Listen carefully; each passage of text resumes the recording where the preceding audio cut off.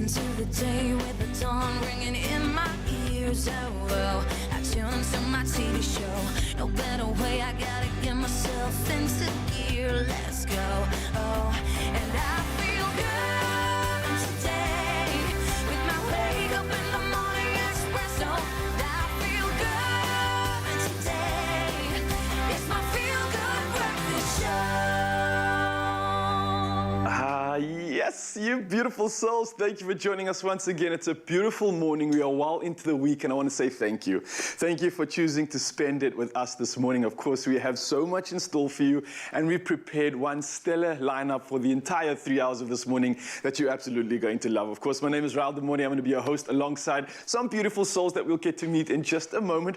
But let me talk about this morning, because there's so much action. There's so much good to look forward to when it comes to kids. We've got tips. We even got some dance moves / fitness that you're going to absolutely love. But this morning, we're also about movies. Now, Eternals is set to release on Friday, and we are far too excited, yes, because JP Sebastian's also here. He's here to preview the film, while New Metro also has some epic competitions where you can upgrade your tickets. That's the movies that has never been more exciting. Of course, we are excited to spend it with you, and I know someone else that's absolutely excited to say hello to you this morning. She's looking glamorous as always. Let's say hello to you, Jamie Lee Domberg. How you doing? Good morning, Mr. Nature Boy. Good morning, South Africa. So good to be able to connect with you this morning on this Wednesday. Yes, it is midweek, but it's all about the movies and also all about parenting tips. Now, often you watch a movie and you're like, oh my word, I should actually relay that into my parenting lifestyle, or a tip that I could use in my parenting style. So that is our good morning question today. What tips have you learned from a movie? For instance, always, if you're watching a cartoon movie or just a child's movie, you're always learning about how parents should just let their children free, let them find, explore their own wings, live their best life. However, the boys were also telling me Home Alone. Home Alone taught them that you never leave your child home alone, because you never know what might happen. But you let us know. Expresso Morning Show on S3. We'd love to hear from you. But also what I've learned is a good parenting tip from me to you is always make sure that you have snacks for your kids, okay? So my snack is here. It's ready for me to enjoy while Raul gets into those news headlines. Thank you so much, Jamie. Now, of course, it's just gone past the hour, and it's time to take a look at the news. And first up, in national fronts, the final results of Monday's municipal elections will only be known tomorrow. Now, meanwhile, late last night, the general picture pointed to the fact that coalitions are very much on the table in 6 metros. Now, the CSIR had predicted that neither the ANC nor the DA would win the Nelson Mandela Bay Metro outright, meaning both would need support from smaller parties to govern there. Now, in the Mangaung Metro in the Free State, the picture was very similar last night, as well as in the hotly contested Johannesburg Metro. Now, meanwhile, in the Ekurhuleni Metro in Gauteng, coalition also looks inevitable, and in the city of Tshwane Metro, the ANC and the DA are predicted to finish neck and neck at 33.5% and 33.3% respectively. Now, they are expected to be followed by the EFF at 11.7%, which would still not be enough to solely give power to either of the two leading parties. Now, the eThekwini Metro in KwaZulu-Natal is another metro likely to require a coalition government. Here, the EFF and the IFP are predicted to finish neck and neck at 10.8% and 10.7% respectively. And now to take a look at international news, and moving to Ethiopia, where they have declared a state of emergency with immediate effect after forces loyal to the Tigray People's Liberation Front allegedly occupied 2 strategic towns in the southern Amhara region.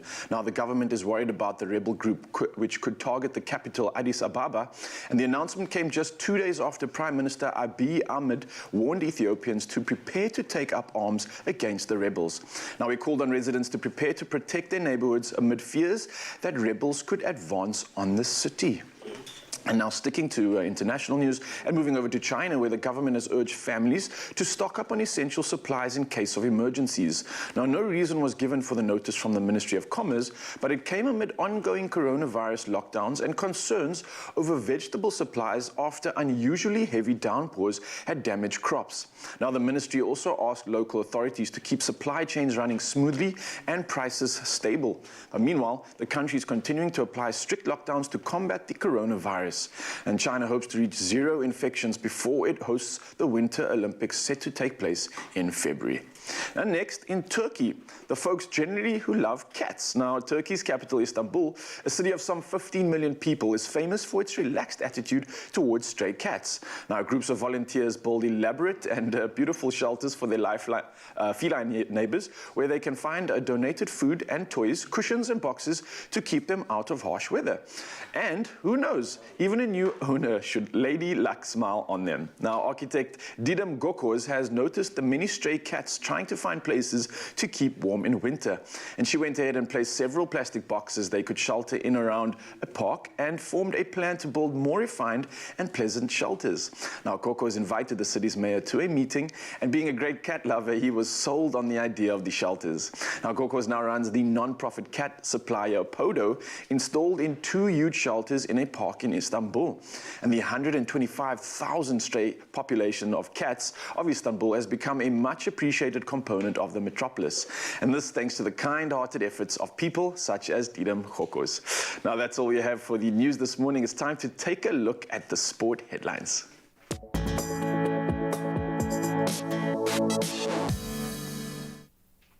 Thank you so much, Raul. Let's start with those sports news, and I'll start off with cricket this morning. South Africa continued their push for a semi-final spot at this year's T20 World Cup with a 6-wicket win over Bangladesh in their penultimate group stage match. The Proteas won the toss and elected to bowl first, with Kagiso Rabada and Anrich Nortje taking 3 wickets each. With the 2 quicks loading the attack, Bangladesh were dismissed for just 84.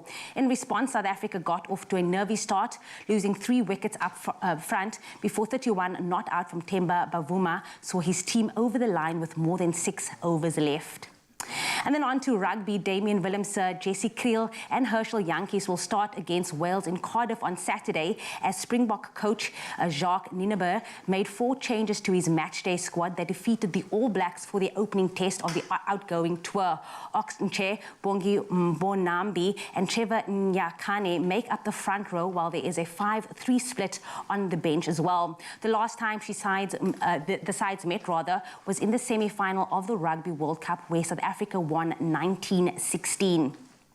And then, of course, on to football. Bafana coach Hugo Broos included both Percy Tau and Keegan Dolly in his final 24-man squad for the upcoming World Cup qualifiers against Zimbabwe and Ghana. Other than that, Broos has retained most of the squad that has served him well so far in this campaign, with 3 goalkeepers, Captain Ronwen Williams, Veli Motwa, as well as Bruce Buvuma, all being retained. South Africa are top of Group G with 10 points from 4 matches, and they play Zimbabwe on the 11th of November, on my birthday, believe it or not, before a clash with the Black Stars on the 14th. Staying with soccer news as well, Spurs announced the appointment of former Chelsea and Inter Milan boss Antonio Conte as the new manager following the sacking of Nuno Espirito Santo. Conte has signed an 18-month contract at the club, with the announcement coming just 1 day after the club relieved Nuno of his duties. Spurs are currently 8th on the Premier League table and have just 2 wins from their last 5 matches. Conte's first assignment in the league will be on a trip to Everton on Sunday. Well, that is where I wrap up your sports headlines. Raul is standing by with the first look at the weather.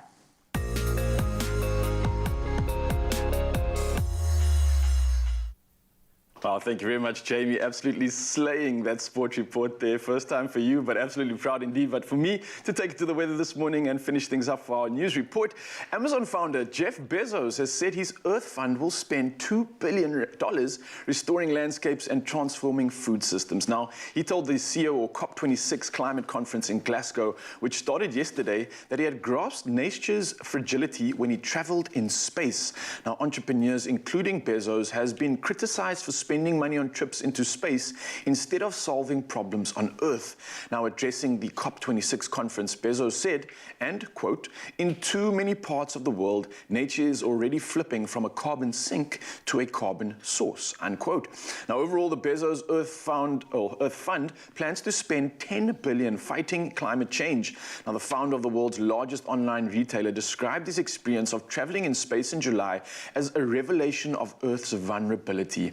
Now, we also added, and I quote, "I was told that seeing Earth from space changes the lens from which you view the world, but I was not prepared for just how much that would be true," unquote. Well, let's hope with the world's powerhouses combining resources, we are able to preserve the beauty of our planet. And we, of course, couldn't start the day without a few sunrise features as well. Now, starting us off is the beautiful Nicole Snelling from Cape Town, who kicked us off with this morning with this stunning shot looking toward Mully Point, showing off the sky transitioning from dark hues of blue to a golden glow along the horizon. And then next up, we had Niklaas Meyer from Hartenbos, who sent this shot taken overlooking the entire area as the sun begins to break through some of that cloud cover. Oh, absolutely love seeing how you start your morning wherever you are in the country, because it always puts a smile on our dial. But now to take a look at the temperatures across the country for the rest of the day. Starting off at Polokwane, you've got a low of 16 and a high of 29 for the day. In Mbombela, you start your day at 15, moving up to 26. Pretoria can expect a low of 17, moving up to 32 degrees. And then in Joburg, a low of 16 and a high of 30 degrees with Mahikeng. Very similar conditions. 16 is your low with a high of 33 degrees. Klerksdorp starts the day at 14, moving up to 33. Kimberley, your high is 28 for the day, starting at 12 degrees. And Bloemfontein, you've got a high of 27 and a day starting at 7 degrees Celsius. And then moving over to Richards Bay, your day starting at 16 degrees, moving up to 25 degrees. Pietermaritzburg starting the day at a low of 11 and a high of 25 degrees. Durban starts the day at 18, moving up to 24. And then in Mthatha, your day starting at 11, moving up to a high of 26 degrees.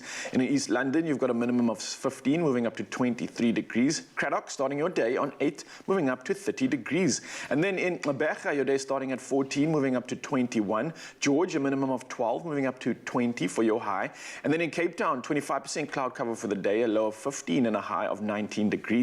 And then moving over to Worcester, a 9 minimum, and then moving up to 23 degrees max for the day. Sutherland starts on a chilly 3 degrees, moving up to 20 degrees Celsius. And last but not least, Uppington starting the day at 15, moving up to a high of 30 degrees Celsius. That's all the weather that we have for you this morning. We'll see you in the next hour just to update you on that. But of course, so much lined up for the show. Jamie's out with a question on social media. We want to chat to you. Maybe you can come through with all those answers. We know how much we love it. Let's check in with her. Indeed, it's going to be a feel-good day here on your Feel Good Breakfast Show. However, it's all about parenting tips, all about the movies. Nikki Bush is going to be joining us to talk about water play and why we as parents should be encouraging water play in our kids' development. But also, we're going to be catching up. It is festive season, so how we can gift people, our loved ones, with words. So you want to stick around for that. We have all the magic just for you, and we'll see you after this. Oh, you can make my day.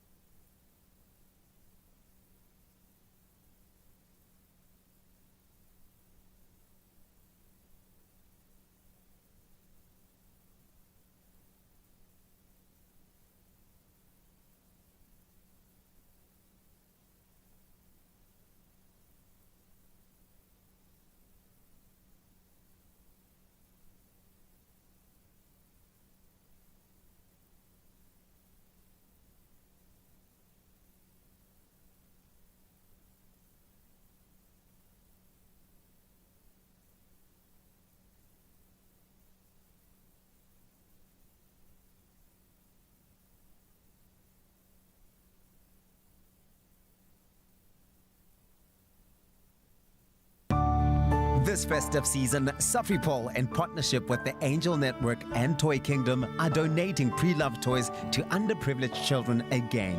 So, clear out your cupboards and drop off your donation at any participating mall or Toy Kingdom store countrywide and make a child's wish come true.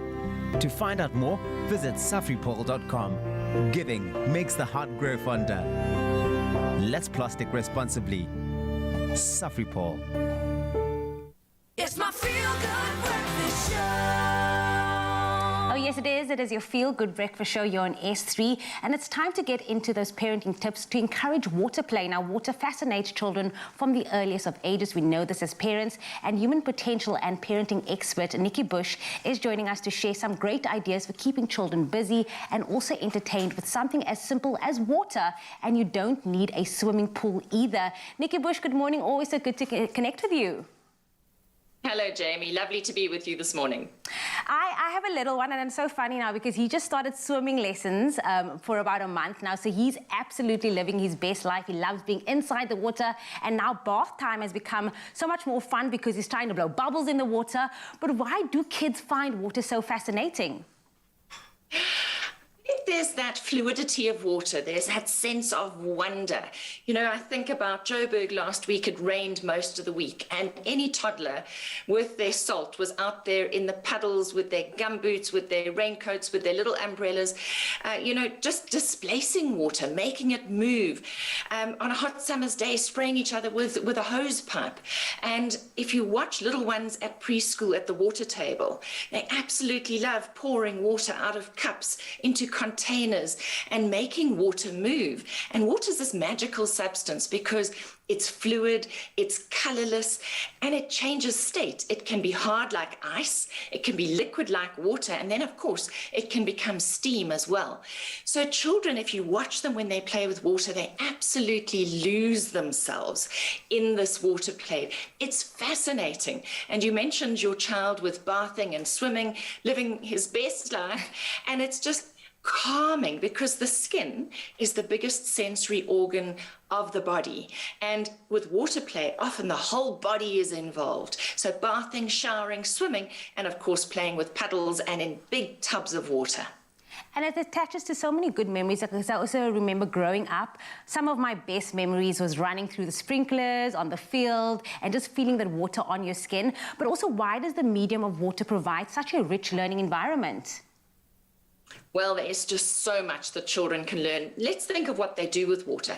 They pour it, they dump it, they fill things up, they splash, they mix. So they can be mixing water and sand, they can be mixing food coloring and water, and it changes color. Then squirting, that's the hose pipe thing, the squirting thing. Think about a sponge.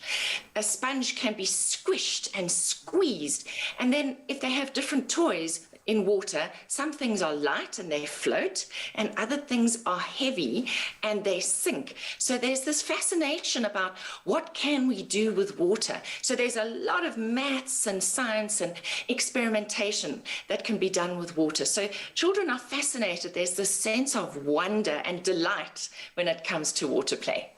I love that we're encouraging water play as long as they're not using the phone or my phone or anything valuable to try and test it out to see if it's going to float or sink. But obviously, like I mentioned, you don't need a swimming pool to encourage this play. What are other household items or objects we can also use to encourage and enhance water play as well? Well, there is so much, and I think this is one of the advantages of water play, is you don't necessarily have to go and buy toys. So containers like a bucket or a big tub. If you want, you can go and buy yourself a water table like your children have at preschool. And I really do stress that water play should not stay at preschool. You should bring it home. What about a blow-up swimming pool? Those don't cost a lot. So there's so much you can do with that. And even the kitchen sink. So when you are busy cooking, your child can be standing on a stool next to you and washing up the Tupperware that, of course, doesn't need washing up. But it's this fascination with water and bubbles. And then all those kitchen utensils that you have, like a colander or a sieve, water can fall through space. And spades, the little kiddies' spades and funnels really do well. An eyedropper. Think about the fine motor coordination that your child will use with an eyedropper. And then the mustard and the tomato sauce bottles, you know, those squeezy bottles, fill those with water. You can go and buy water wheels, sponges, face cloths, and even some bits of old hose pipe can actually do really well when kids are playing with water. And we can talk about the kinds of activities that we're going to do with these objects. Well, we are not letting you go anywhere because clearly it sounds like mom and dad is going to have so much more fun than the kids. But we're, of course, going to be continuing our conversation with Nikki in just a bit. Stay with us from the importance of water play to the importance of story time.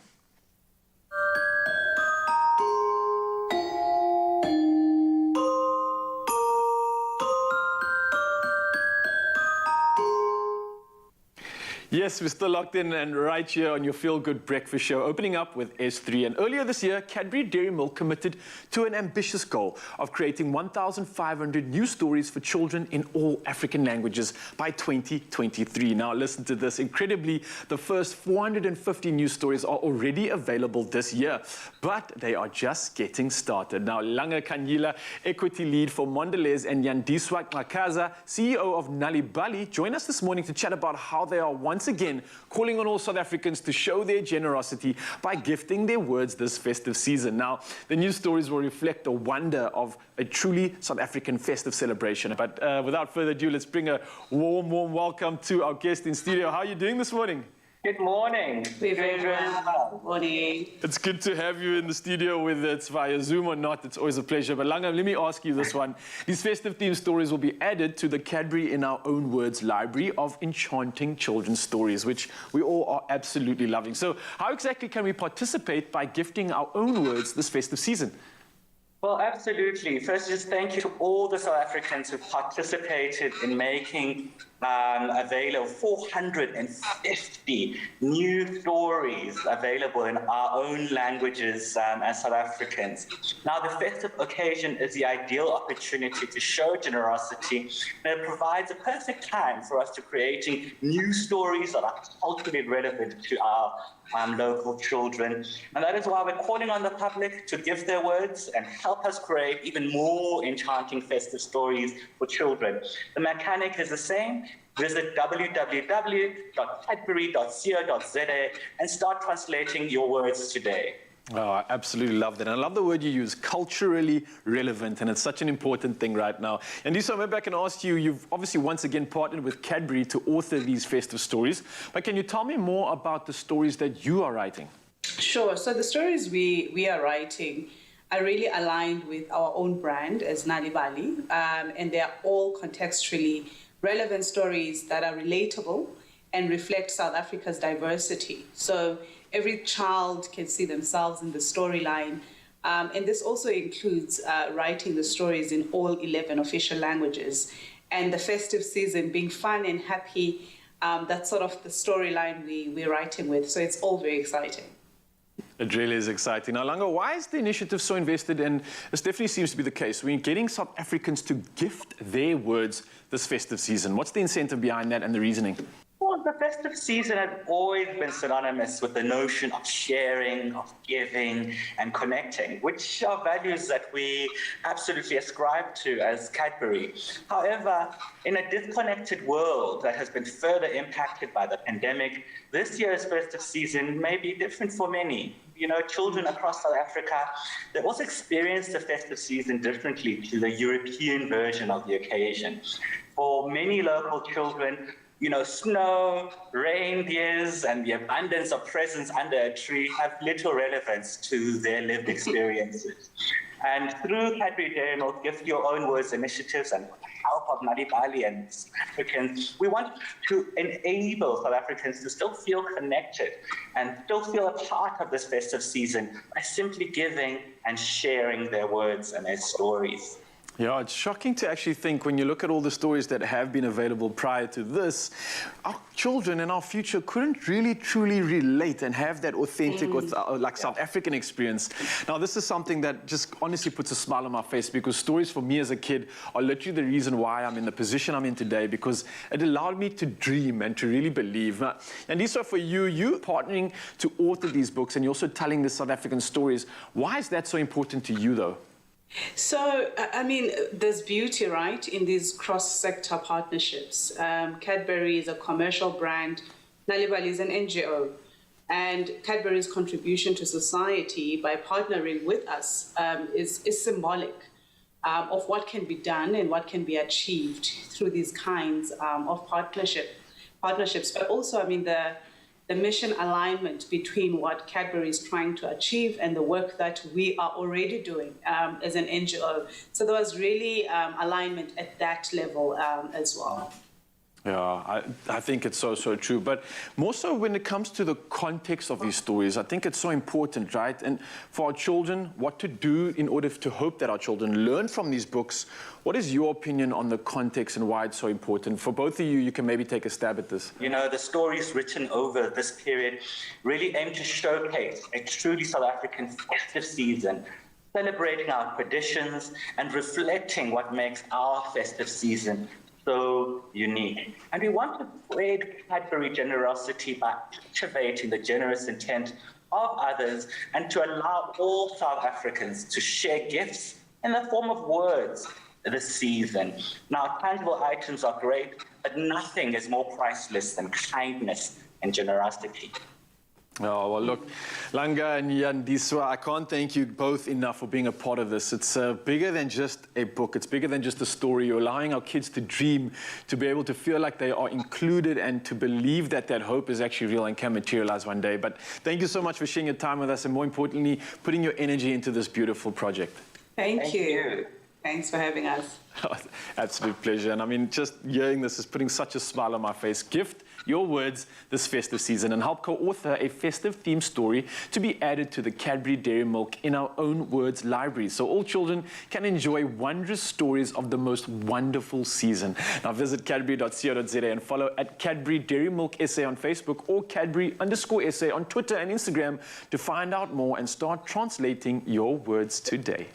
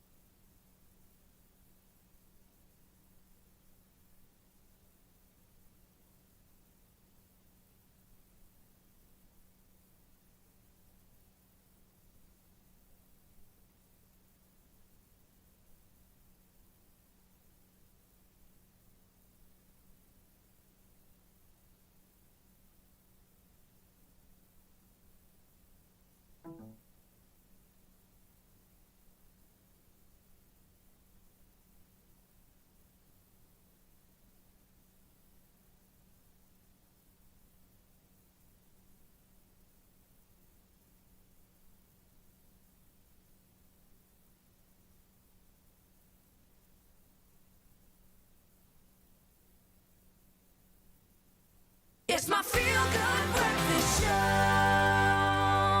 You are still live here on your Feel Good Breakfast show. Now, earlier on, we connected with human potential and parenting expert Nikki Bush to talk about why water play is such fun and so important for our children. And we're continuing the conversation with her now. Nikki Bush, are you still with us?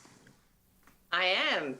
Yay! Thank you so much. I mean, earlier on we spoke about how much fun the kids have when they're playing with water, whether it be in the sprinkler, in the bath time, all of these things. But what are some of the other fun activities kids can do with water? Gosh, there are so many things to do, and one of my favorites on a hot summer's day is to give children a big bucket of water and some big paintbrushes. So either they're thick, podgy paintbrushes that toddlers and preschoolers have, or even the ones that you would use to paint walls with, and get them to paint the hot paving stones in your driveway, on your patio, around your swimming pool. And it's like magic because it's wet, and then because of the heat, of course, the water dries up and it disappears. So that's an exciting one for them. Then blowing bubbles through the hose pipe into the bucket of water, or with a straw even into a bowl. So using the power of their breath to create something. And you can sing, believe it or not, through a hose pipe. So when they've got their mouths on the hose pipe, they can be singing a song and it actually reverberates in the water. So they can start creating music, which leads me to talking about floating things like metal bowls or pots and pans in water, and then giving them a spoon, and they can tap those bowls and pots and pans, and they'll hear different sounds, different pitches, different tones. And then those things like corks. You know, if you're having a bottle of wine on a Sunday, give your kids the corks, and they float, and they can blow them across the surface of the water.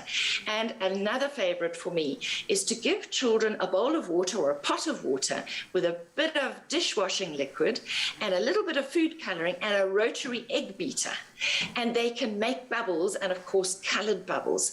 So such a fun way to while away an afternoon, just playing with water and letting it drip through your hands and pouring and sinking and blowing and beating. So much that you can do. And of course, what are children doing? They're experimenting with gravity. They're changing, oh, that's another one. Ice with food coloring, or crush the ice with food coloring. So that whole science experiment feel is brilliant with water. You making me honestly so excited to go out there, play with my little one, because obviously all I'm thinking now is him trying to sing Baby Shark through the hosepipe right now. But obviously we spoke about earlier on how, you know, why it's so important for children to play with water, but maybe let's expand a bit more what children can actually learn from playing with water. So there's the eye-hand coordination, all of those things that we've been talking about. If you're playing with water or sand, if you're pouring, if you're using the little squeezy eyedropper, fine motor coordination, and then of course that concentration and focus. You have a 3-year-old, and one day your 3-year-old needs to be able to focus and concentrate for 20 to 30 minutes at a time. With water play, watch how their focus and concentration expands. That whole sensory exploration through the skin is fantastic. So rough and smooth, wet and dry, gravity, cold and hot, and solid and liquid. Listen to all the words that we're using here. And then for maths, we can have full and we can have empty. So those are things that children need to experience in a very real and concrete way before they will ever understand the words in a maths class. And then when you put children together as a group around water, you find that there's so much communication and so much cooperation that takes place. And then as they get older, of course, they want to spray each other and chase each other with water and splash. And, so there's lots of fun and laughter and memories, really good memories that children are making through play. And of course, they're learning through play as well. Definitely the memories as well, but also there's a safety aspect when it comes to being around water. How do we as parents ensure that our kids are staying safe when they are being outside, playing with water and just surrounded by water? So when there is water around, a parent is always a lifeguard because children can even drown in a bucket of water. So you always have to have your eyes and your ears open. You never leave children in a bath alone, and you certainly don't leave them in a swimming pool alone. And even, as I said, if they've got 2 buckets of water and they're pouring from one to the other, you've got to keep your eyes open. So you need to be present, but it's a great thing to be there, to be able to watch the joy and the delight in your children's playtime as they actually play with water and are so fascinated by this amazing medium. Nikki, you have given us all a reason to go outside, have fun this summer, play with water, get messy with the kids. Thank you so much for joining us this morning. That's a pleasure. And go and look at my toy reviews on nikkibush.com because there's a great new water play activity that people can see there. We certainly will do so. Of course, Mzansi, that was human potential and parenting expert Nikki Bush sharing some pearls of wisdom to help you along your parenting journey. We all need each other. It's a sense of community. But to learn more about her work and to access her amazing free resources to help you on your journey, you can visit Nikki's website on www.nikkibush.com. Such important and vital information. Of course, you know how much I love the water too, so these are definitely essential tips. And speaking of essential tips, Diwali is happening tomorrow, of course, and Monday, if you were in the show, you saw all the inspiration that we had for you, so much cooking advice, and we're going to definitely come through with more of that because we've got a specialist in the kitchen right now. So without further ado, actually, the Diwali festival, obviously, as I mentioned, is inspired, and it's inspired us to revisit some of these scrumptious Eastern dishes. And with tomorrow, like I mentioned, being the main event, the main day to celebrate the Festival of Light, you might still be looking to make something simple, but Moorish, of course, to impress all those guests that come and visit. So we got you covered. Mzansi Crush is not only 100% refreshing on its own, but it also makes a delicious spiced orange cake.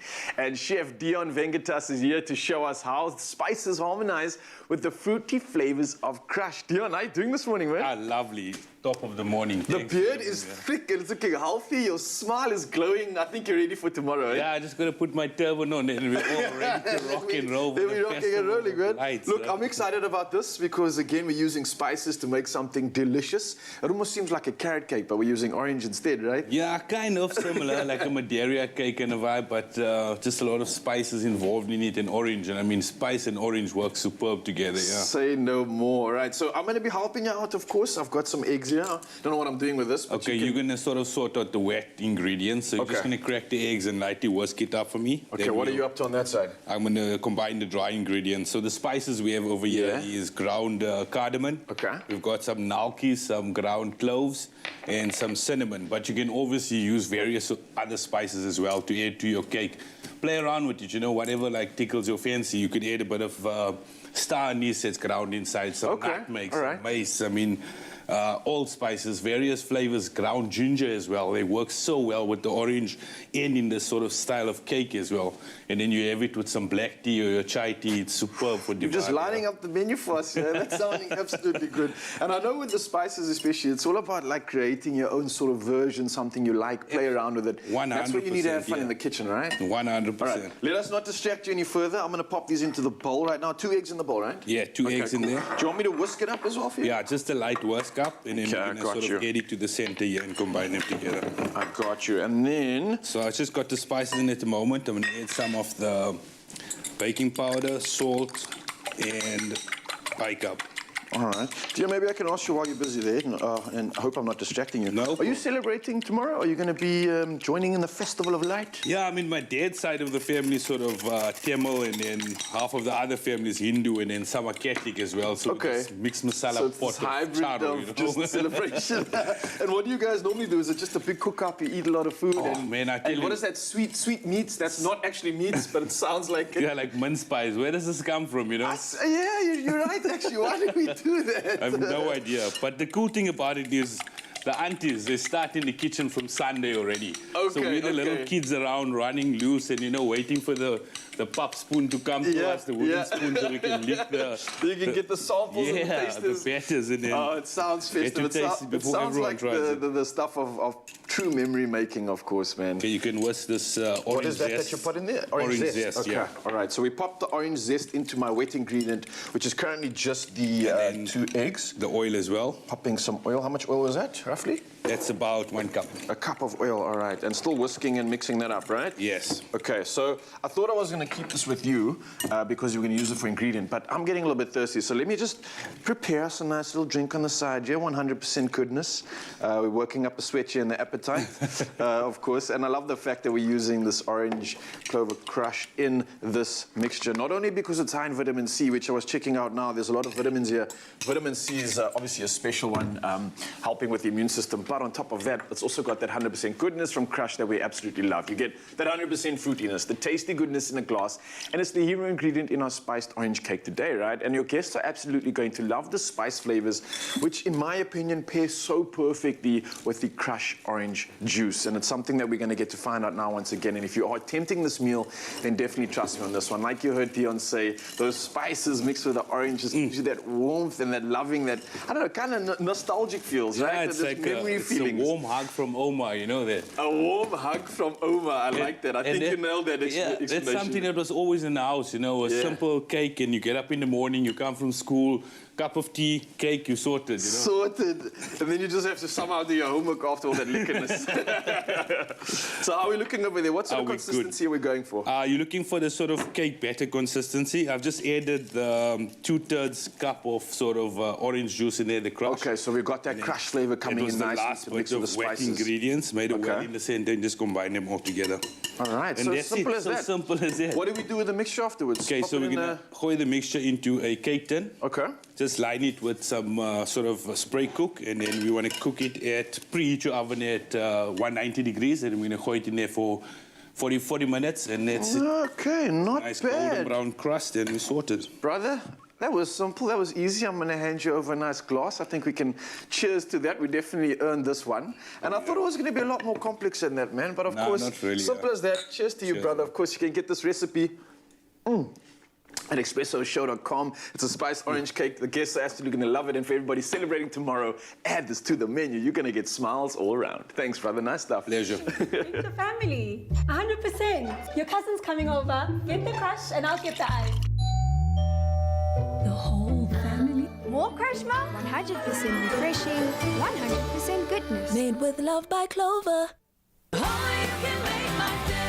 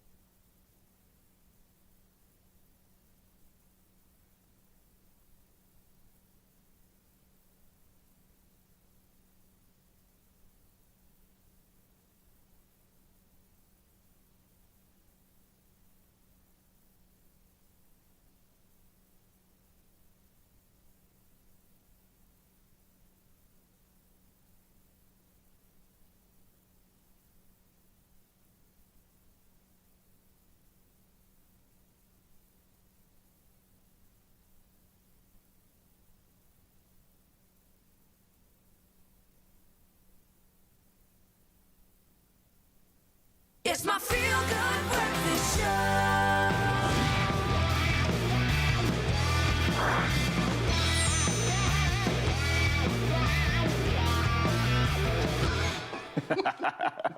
Welcome back, you beautiful souls. Of course, you can't stop laughing when this man's in the building. He comes with all the character, all the gears, and of course, the previews that we've been craving, and we're going to do exactly that right now. JP Sebastian in the building. We're talking about something special.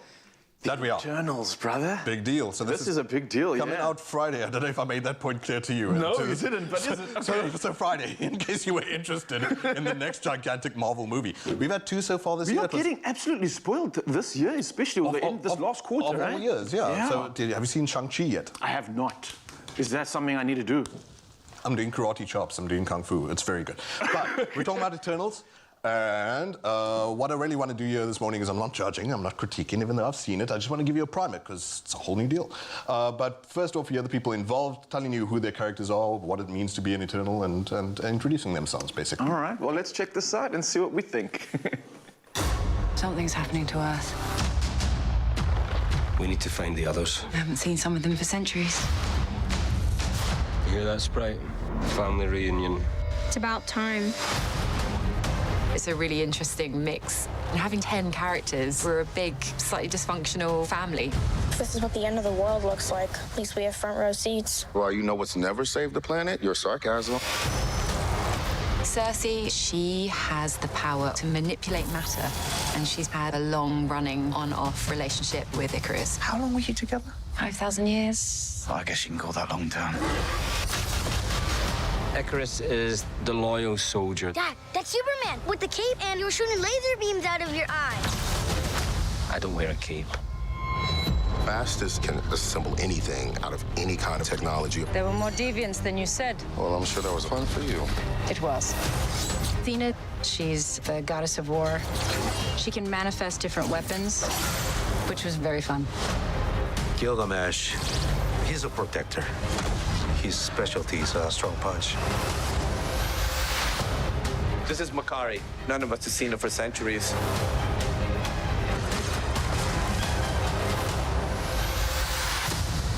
Sprite can create illusions. She's really sarcastic, especially with Kingo. I would say Kingo is a little self-involved. Kingo, the movie star. I've directed some things too. Droog. He's mind control. He stands up for what he believes in and that there shouldn't be violence.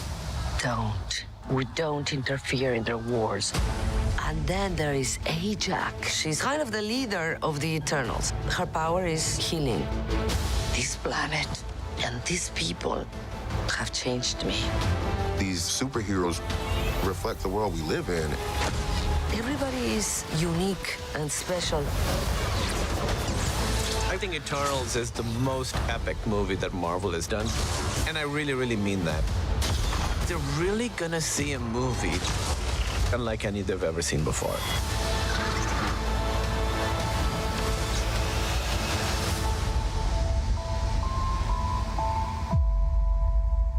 Oh, that looks good. There's action. There's like a whole new world of like. I think the first thing there that superheroes. What's going on? Our crew, because our crew are men who wear board shorts and sandals, and that's as much as they care for. Like me too. I'm schlubby as heck. But everyone was like, Kumail Nanjiani got ripped for this. What's going on with those arms? Did you see it? How can I not? I feel like a string bean next to the guy. But yeah, so everyone put in the work, and there were a bunch of other things you noticed too. The lady using sign language. Yes, yeah. Et cetera, et cetera. So the inclusivity, the word you used, that's a big draw for people. But the question becomes, this is not Avengers. Yeah. And another question for me is, where do these people come from? How do I understand them? What timeline is this based in? Is it very similar to Avengers Endgame, or this is set in a future world? What's happening? The thing is, and it was easier enough for us because we had Spider-Man even on kids' TV back in the day. Yeah, we you had could relate to it. Well, we had the Hulk, and that had its own movies, like 2 or 3 before the big run that we had since Spider-Man 1 in 2001, etc., etc. So all those things we had interactions to.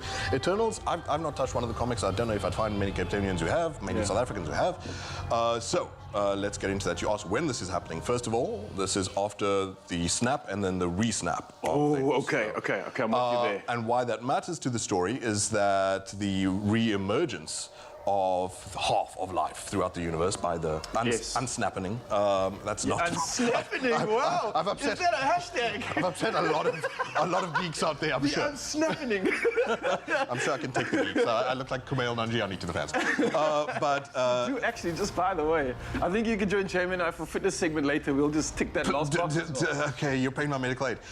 So after the snap, and so when all this life comes back, this causes what they refer to in the movie as the emergence. And what happens with the emergence? Well, these Eternals, which in a way can function if you know from like creation stories, whether in the Bible or anything like that, the divide between there's God, there's the angels, and there's humanity. And God has his angels serving him, or something like that, or her, or however you want to put that. But that's almost the rung that the Eternals fall on. They're almost like our little guardian angels. Okay.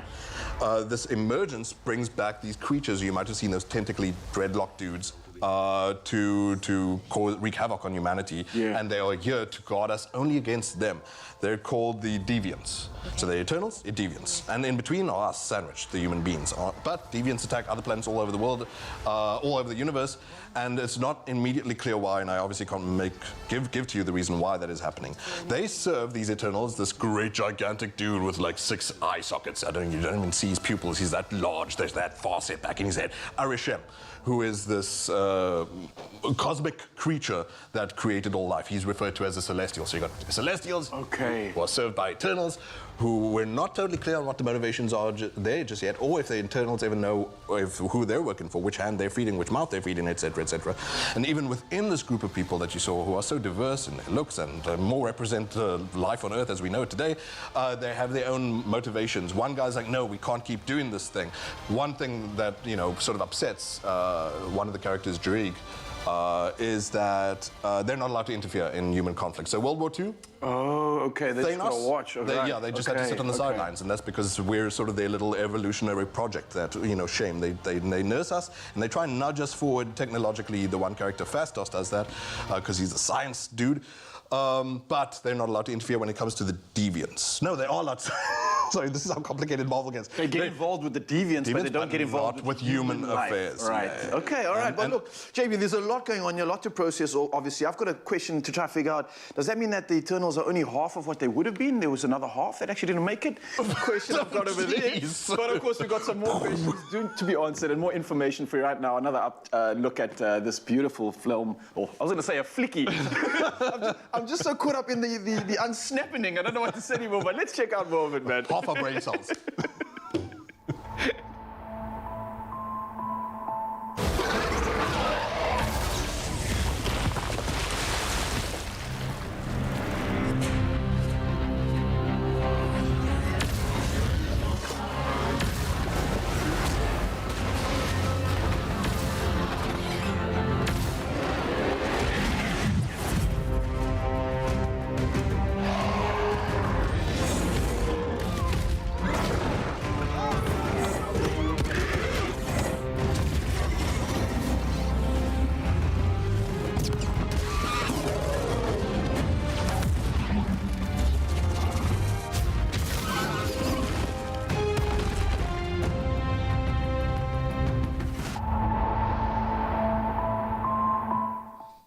Oh, JP, it looks so good, man. I can't thank you enough for educating on this. We're definitely excited. It's coming out this Friday, right? Yes, yes, yes. This Friday, everything that happened post the unsnapping, and it's happening this Friday with JP Sebastian, of course. Thank you for coming through with the goods. I think you got us all hyped up for it. And speaking of hype, here's the rest of the team for more hypening. See for yourself. I feel like we should just unsnap it all the time, the whole day. Well, I'm not ready for an unsnapping this morning. I'm not ready for it. No, that has helped me a lot, because this whole time I've been looking at the posters thinking, but how does it fit in? How does it all work with the snapping going on? But now we know. And bringing together a cinematic tale as epic and obviously highly anticipated as Marvel's Eternals needed to be entrusted with a director with a unique vision. Well, let's hear from the star-studded cast and acclaimed crew of the film to gain a better understanding of what it took Chinese director Chloe Zhao to pull the ambitious sci-fi superhero movie together. Pictures up. After we finished the Infinity Saga, We had a number of ideas for Phase 4 and where we wanted to go. And there was one filmmaker that could bring that to the screen, the humanity and the scale and the epic nature of that. And it's Academy Award winner Chloe Zhao. Good. I came in both as a filmmaker who wants to tell a story, but also as a fan. So my vision for the film is how can we capture something so epic and intimate at the same time? And how to have these moments coexist in the film. And that was the challenge, but also was very exciting about it. Let's go. There's layers to this movie. There's a great sci-fi adventure. There's a very complex family drama. Let him go. You're gonna have to make me. And we get to learn that these Eternals has been helping us to shape our history and who we are, and we also shape who they are as well. When you love something, you fight for it. She is a visionary, and she takes this movie at heart.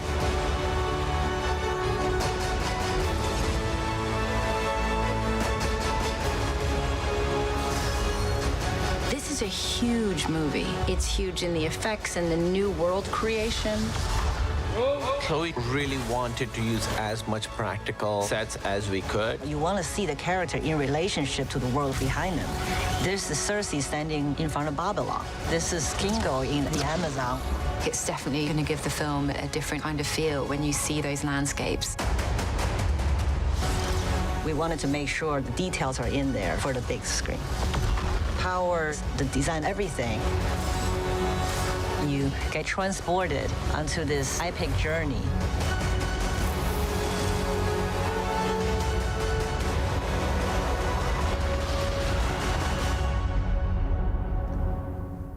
Okay, now I'm ready. I'm ready to get excited about another film. I'm there. I saw Dune last weekend. Now I'm ready for this. Be sure to catch the takeoff of Marvel Studios' next generation of superhero blockbusters as Eternals releases in cinemas this Friday, the 5th of November. Something to look forward to. But something also to look forward to is we are giving away free movie tickets for an entire year with New Metro in just a little bit. That's so crazy. Don't go anywhere. All the hype you need to know. A whole just year. A whole year.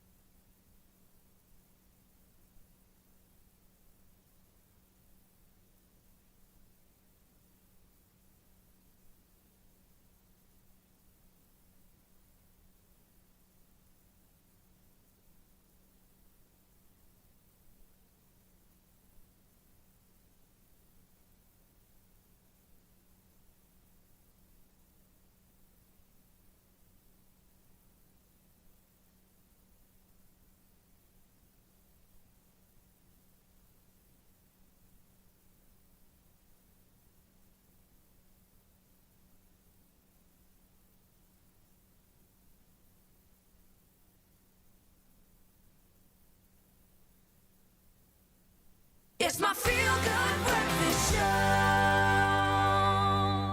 Welcome back. You're still live with Expresso, and as promised, an opportunity to win this morning. So Marvel Studios' next film is only days away from release. We whet your appetite just a moment ago with JP Sebastian looking amazing. Promises to kick off the end of the year and the holiday season perfectly at New Metro Cinemas in a big way. So an exciting new team of superheroes in the Marvel Cinematic Universe are featured in this much anticipated Eternals, where ancient aliens have now been living on Earth in secret for thousands of years, and since the unclickening, they have been the unsnapping, they have been reawoken, and following the events of Avengers Endgame, an unexpected tragedy then forces them out of the shadows to reunite against mankind's most ancient enemy, the Deviants. Let's take another look at this. 5 years ago, Thanos erased half of the universe. But the people of this planet brought everyone back with a snap of a finger. Humanity once believed we were gods. With what this planet now faces, they will believe again. Eternals assemble. What's the plan? We fight. Marvel Studios Eternals, only in cinemas. I'm excited for Friday, but I'm also excited to see Angelina Jolie with her blonde hair. She looks gorgeous. Man. No, she's still, for me, one of the quintessential action heroes. Now, remember, of course, selected new Metro cinemas are open daily with all the required COVID-19 precautions in place to make sure that you and your family are safe. It's time to experience the action-packed new superhero blockbuster, Eternals, in new Metro's Extreme Cinemas from this Friday, the 5th of November, 2021. Embark on a cinematic journey like no other, featuring some of South Africa's largest screens, the Ultra HD laser projection, and all-round Dolby Atmos sound. You have to experience it like that. You have to be part of it all. We've waited long enough to get back into the big screen arena. If you're going to do it in style. So the excitement isn't over yet. New Metro are giving you the chance to win one of 5 sets of premium New Metro Extreme movie tickets for the Eternals to be used as an upgrade or to have your friends share in the action with you already. And it's pretty easy how to do it. Simply reply to the competition post on the Expresso Facebook or Twitter page and tell us how much of a Marvel fan you actually are. To qualify as a winner, you would need to present proof that you've already booked tickets for Eternals at New Metro. So make sure that you keep your ticket stubs in a safe place, but don't forget to include that hashtag Expresso New Metro, and the competition closes at midday on Friday, the 5th of November. That's this Friday, but as always, you can find all the terms and conditions on expressoshow.com. Good luck. 2 more sleeps, and then it's going to be happening.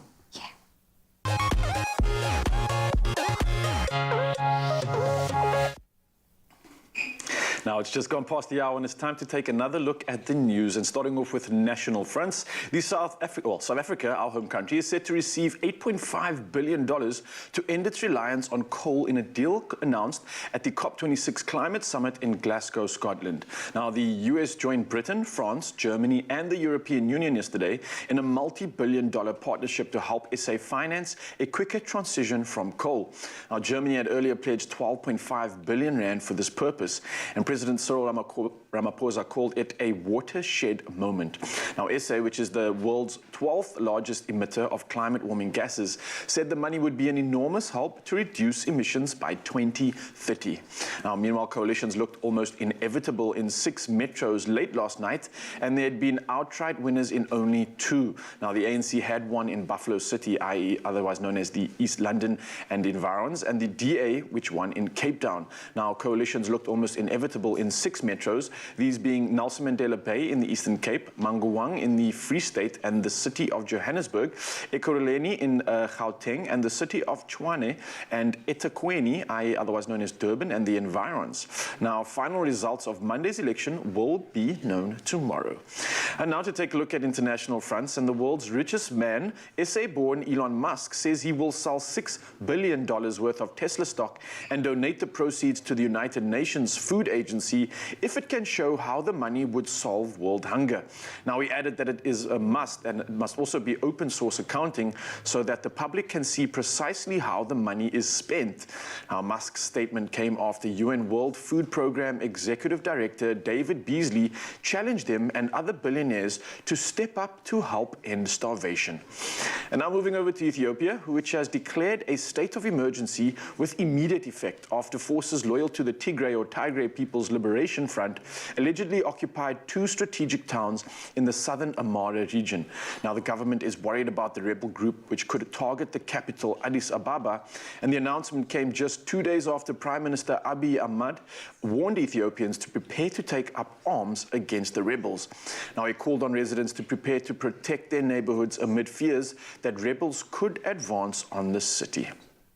And next, actor Michael J. Fox's efforts regarding a degenerative illness. Now, 20 years ago, Michael J. Fox, the star of a popular and famous Back to the Future movie trilogy, launched the Michael J. Fox Foundation for Parkinson's Research to help fund research for therapies and cures. Now, he was just 29 years old in 1991 when he was diagnosed with this long-term degenerative disorder, and the foundation has now reached the remarkable figure of $1 billion and has funded research programs to date and played an important role in developing therapies. Now, Fox further says that therapies have improved life for many people, and he said, with a quote, "I'm more comfortable in my skin than I was 20 years ago." Now, Fox says, although therapies have been successful, the foundation's single goal is to eliminate Parkinson's completely. Now, he's hopeful that biomarkers will be the next big step in possibly preventing the disease. Now, he also added and quoted, "I just want to get this done. I'm committed to this, and I won't stop until it happens." Now, positive news, and we wish him all the best of luck, and that's a wrap-up of the news for this morning. It's time to take a look at the sport, and here's G with it all.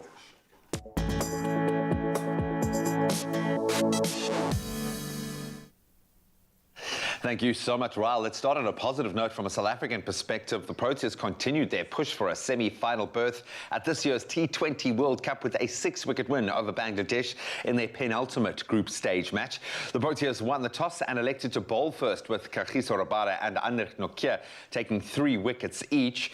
With the 2 quicks leading the attack, Bangladesh were dismissed for just 84, and in response, South Africa got off to a pretty nervy start, losing 3 wickets up front before 31 not out from Temba Bavuma saw his team over the line with more than 6 overs to spare. Now on to rugby, plenty to start getting excited about as well. Damian Willemse, Jesse Creel and Herschel Jantjies will start against Wales in Cardiff on Saturday. That as Springbok coach Jacques Nienaber has made 4 changes to his matchday squad that of course defeated the All Blacks for their opening test of the outgoing tour. Oxen Che, Bongi Mbonambe and Trevor Nyakane will make up the front row, while there is a 5-3 split on the bench this time. The last time the sides met was in the semi-final of the Rugby World Cup, where you might remember South Africa came out in 1916 victors. Then on to national football now. Bafana head coach Hugo Broos included both Percy Tau and Keegan Dolly in his final 24-man squad for the upcoming World Cup qualifiers against Zimbabwe and Ghana. Other than that, Broos has retained most of the squad that has served him very well in the campaign so far, with 3 goalkeepers, Captain Ronwen Williams, Veli Motwa and Bruce Mvuma all being retained. South Africa are currently top of Group G with 10 points from their 4 matches played. They play Zimbabwe on the 11th of this month before a clash with the Black Stars on the 14th of November. Then staying with football news, it's now official. Spurs have announced the appointment of former Chelsea and Inter Milan boss, the very successful Antonio Conte, as their new manager. That, of course, following the sacking of Nuno Espirito Santo. So Conte has signed an 18-month contract with the club, and the announcement's coming just 1 day after the club relieved Nuno of his duties. Spurs are currently 8th on the Premier League table and have just 2 wins from their last 5 matches.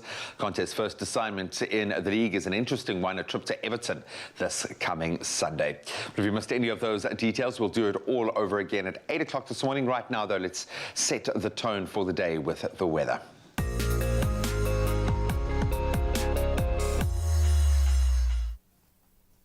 Thank you so much, G, for that sports update. Time for another look at the weather. Now, more than 100 world leaders have pledged to end and also reverse deforestation by 2030 in the COP26 Climate Summit's first major deal. The World Climate Conference is being held in Glasgow, Scotland, as we speak, and the pledge includes some $19.2 billion of public and private funds. Experts warned that a previous deal in 2014 had, and I quote, failed to slow deforestation at all, and commitments commitments needed to be delivered on. Felling trees contributes to climate change because it depletes forests that absorb vast amounts of the warming gas, CO2, of course. Now, UK Prime Minister Boris Johnson, who is hosting the global conference in Glasgow, said more leaders than ever before, a total of 110, had made the landmark commitment. Johnson also added, and I quote, "We have to stop the devastating loss of our forests and end the role of humanity as nature's conqueror and instead become nature's custodian." The two-week summit in Glasgow is seen as crucial if climate change is to be controlled. And of course, it's not only up to our global leaders, but up to us, South Africa, to make a difference in our daily lives too, and to the rest of the world as well. Let us all do our best to support our planet so we can continue to enjoy the beauty of nature, including those stunning sunrise pictures we receive every single day at the start of the day. And of course, one of them being from Avril Roberts Retief from Muizenberg, who captured this gorgeous glow cast across the sky as the sun comes up amongst a cloudy sky. Now, Linda Macmillan also took this breathtaking shot overlooking Durban, KZN, my second home right now, also looking a little cloudy as the day begins. Absolutely stunning. But right now, let me get you geared up for what you can expect with regards to the temperatures for today. If you're out and about in Polokwane, do expect a low of 16. That will peak at 29. For you, Umbombela, it is a range of 15 to 26, as well as Pretoria can be seen with a minimum of 17 and a maximum of 32. Johannesburg, for you, it is a low of 16 and a high of 30. Mahikeng follows shortly with a range of 16 to 33. Klerksdorp, for you, it is 14, 33, as well as Kimberley can be seen with temperatures that range from 12 to 28. Bloemfontein, for you, 7, 27. Richards Bay ranges from 16 to 25, and then partly cloudy conditions can be expected for Pietermaritzburg today with a range of 11 to 25. South Africa's playground Durban with a minimum of 18, peaking at 24, as well as Mthatha ranging from 11 to 26. East London, for you, 15, 23. Cradock can be seen with a minimum of 8 and a maximum of 30. And if you're out and about in Gqeberha, do expect a range of 14 to 21. George, 12, 20. The mother city Cape Town can expect partly cloudy conditions today, ranging from 15 to 19, as well as Worcester with a low of 9, peaking at 23. Sutherland, 320, and then last but definitely not least, Uppington ranges from 15 to 30. Well, that is where I leave your weather here on your Feel Good Breakfast Show. I was just thinking about a very deep thing. The lessons learned about being, from a parenting perspective that we've picked up from watching a movie. Yeah. And I don't know, for me, it's like, I love the fact that my son kind of loses himself in his imagination completely in that space. But yeah, it's a difficult one. So we put it to you guys this morning to let us know what parenting tips you have learned from a movie. And I have a feeling we're going to have some interesting conversations being started. Nolene Osborne comes through and says, this is what I was thinking as well. Home alone. That's Count a good your one. kids and grandkids before leaving your home. We have a big family. And she's got a picture included there of a huge family with lots of smiles. You guys looking happy. Don't leave any of those kids home alone. Clearly see what happens. 1, 2, 3, I get that. And then Vincent comes through. Oh, what does he have to say, G? Saying good morning, Expresso team, and happy Wednesday. Love your kids equally. Hashtag Expresso Show. I get that. And also have fun with your kids. I think that's something that I've really tried to adopt. Is just, be a kid with them. Dion Ventures also weighing in. He's saying, greetings from Toronto. Ever see the cult film Serial Mom? No gum at the breakfast table and don't use the brown word. Hashtag. Now I'm going to have to watch the movie. Now we have to watch that to find out on those brown word. Amanda Fent also coming through saying, to unite my family and teach my children respect, love and standards, they must be able to pray by themselves. All right, so I think she's just taking tips from a lot of movies that she's seen for that one. Yeah, man, I was watching the movie The Accountant the other night where, where he gets trained from like 5 years old to be yes. I'm thinking like maybe, if I start training my son now, we can get in there. Plenty of life lessons learned in the movies that we watch. They're inspiring to us. They bring us joy. That is the whole point of it. So what parenting tips have you picked up from the movies? We'd love to hear from you. Let us know on the Expresso Morning Show Facebook page.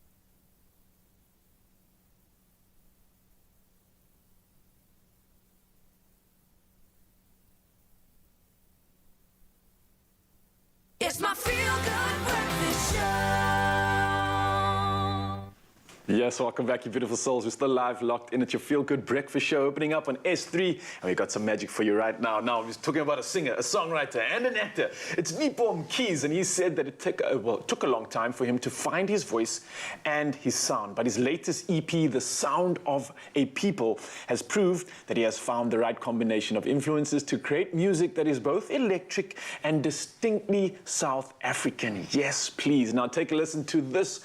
This is his 2019 single, Warm Skies, to see exactly what I'm talking about. These warm skies are inside my heart. Inside my heart, I'm a child of the South where the diva came from. And always dancing, dancing.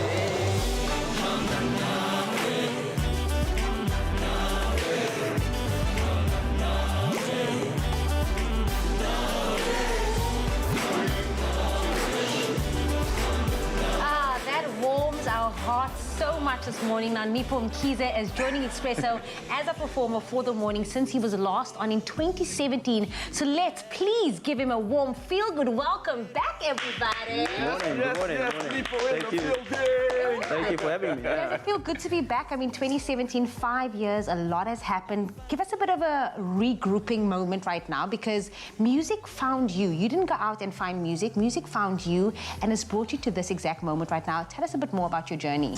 Yeah, so last time, this is your new studio, so I haven't been here before. So the last time I was in Sea Point, so good to see the new studio. Well, welcome. Thank you. And yeah, I guess music for me started in the church, and just listening to gospel singers, some like rock kind of vibe as well. And so yeah, music started very young in the church, and I just kind of went on a journey of imitating and trying to copy the likes of Kirk Franklin and the likes, and then I kind of developed into my own kind of artist. But you've developed into not an artist for me, but it's someone that purely just expresses their talent, right? And not only are you a musician, but you've also an actor. You've trained in acting, you studied at AFDA as well, and apparently also teaching there currently. So a jack of all trades when it comes to the media industry, but how do you juggle all of it? I mean, being an actor, being a writer, being a singer, and then still teaching on top of this, how do you divide that, or is it just you being you in all these spaces?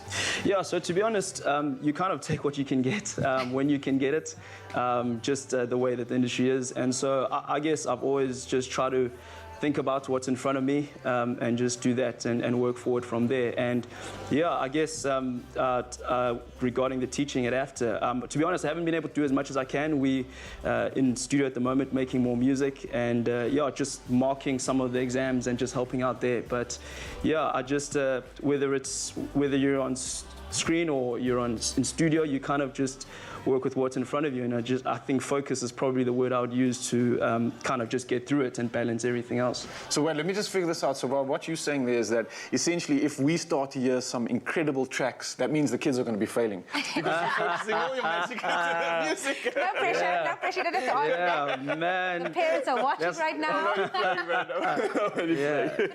One thing I definitely want to commend you for is you taking time to really hone your craft. It took you 4 years to create and release your EP, The Sound of a People. Why that long though? Because you were focusing on the kids, right? That's why. Yeah, well, you know, the way we do music wasn't the way we planned to do it. We kind of start off with these small concepts, and then with the horns and the sound kind of became very large. And so you worked with I guess as the sound became larger, we tried to bring in more musicians. So we brought in saxophone players, trumpet players, and they all played that stuff live on TV, well, not on TV, in studio. And so, yeah, I guess the largeness of the sound meant that we had to bring more people in, and that takes time because you got to obviously get all the musicians together, you got to book them, and so for me, it felt like we were making art in the sense of like art does take time and you can't really rush it. And so we just, with the sound, we knew we had something different, and so what we tried to do was just make sure that we didn't rush it and try shrink back or do something smaller than what I felt like we could do. And so I guess that's why it took so long to put all the songs together, because just the production of it was always, we had at least on each track, at least 5 people working with us. Wow. So that was, I guess, why it took so many years to get And it. we can appreciate that. I mean, good music takes time, and now it's here. Now it's here. And I'm looking at that. You're mentioning some of the collaborations, some of the people you worked with. I'm looking at Gemma Fasikok, Babiyele Shabalala is also on the EP as well. These are people that are like deep in their Mzansi musical legacy culture. I mean, that must be a vibe. You're working with some talent. You're working with some people that are in the scene, but also mixing these beautiful sounds and flavors together. How was the experience like, man? Yeah, well, to be honest with you, it sounds like in hindsight, it sounds planned, like we caught up, you know, a Fasi, or we caught up someone who's linked to Ladies Make Black Mambazo, but that actually wasn't the case. We kind of, for example, with Gemma, it's that I actually didn't know that she had that connection when we actually made the song, and then I found out when she walked out of the studio, someone informed me and whispered in my ears, like, "Do you know that who that is?" The music keeps finding you, man. Yeah, so that was I guess a lucky break to have her on, and she really killed it on that track. And then after that, we just kind of looked at people that are trying to do the same thing as us, and I guess Young Bazo in Durban, where I'm from, they were kind of trying to do the same thing. They were kind of trying to, I guess, bring across the sound from an old generation. And so on the advice of one of my friends who was they're involved with a lot of the UKZN guys, he advised me, and he literally said, for 2 years, you need to get these guys. And then the time was right to do it. We had because we take a long time with stuff, but we had the time to get the guys from Durban to hop on the last track on the album. Yes, oh, the time is now for us and the rest of Mzansi to experience your magic. Nipo, I can't thank you enough for joining us this morning, of course. I'm going to let you get back to your practicing because you are going to be absolutely entertained in Mzansi. Nipo Mkhize is going to be coming at us, serving us with some of that magic from his EP and a lot of his other singles. He's got the team here too. It sounds that you are going to love. Don't go anywhere. Remind you. I don't know. Oh man, I'm having an awesome conversation here with Dion, but I'm going to set the scene. Legend has it that in 1670, rather, way back, an Indian pilgrim to Mecca named Baba Budan smuggled 7 coffee beans back into India because at the time it was illegal to take coffee seeds out of Arabia. Since then, India has grown into undoubtedly one of the world's biggest, in fact, the 6th largest producer of coffee, with a very unique way of processing coffee called monsooning. Now, basically, this replicates the changes the beans went through on long sea voyages from India to Europe back in the day, so we can get that flavor right now. And today we are taking Expresso's celebration of the country's unique coffee culture and blending it with a favorite Indian treat called Chana Magaj, or Indian fudge. And Dion has kindly offered to stick around to create what I would imagine a lot of households are going to be eating really soon. This is the ultimate sweet treat, the ultimate sweet meat. Is this going to be on kind of every table? It's a standard. I mean, Barfi and the Mahdi is going to be on every single table. I love it, buddy. It's not the healthiest sort of sweetmeats to eat, but I mean, you got to spoil yourself once a year. Exactly. We ain't doing this for calories, man. So We're let's doing get it for a celebration. Butter. Okay, so that's actually clarified butter going in there. Okay, ghee. And then, but there's a substitute for the vegan version of it. You could use coconut oil. Okay. And then you could substitute the milk powder for ground almond flour. Oh, really? Okay. Super well. So you literally just want to get your clarified butter ghee inside of your pan on a low to medium heat. Okay. And then add your chana flour, which is chickpea flour. Okay. And you literally want to stir it around until it sort of turns into this deep golden brown color. It just activates the chickpea and turns the flavor into this nuttiness. Oh. It works so well with the nuts at the end when we add it to it. So I'm going to be whipping us up a beautiful Indian coffee to go with this. Is there a particular size you need? No, just a single shot. Buddy? It's just for the flavoring. It's alive. Let's go with this. You just got to make sure that you also get all of your lumps out because the chickpea can sort of get clumpy as you work. Can get quite granular. Okay. So a bit of TLC. But I would imagine you have to make a lot of this because it's going to go down a treat, and I will be tasting afterwards. It's much quicker than making like your traditional fudge. Yeah, exactly. To sort of temper as well.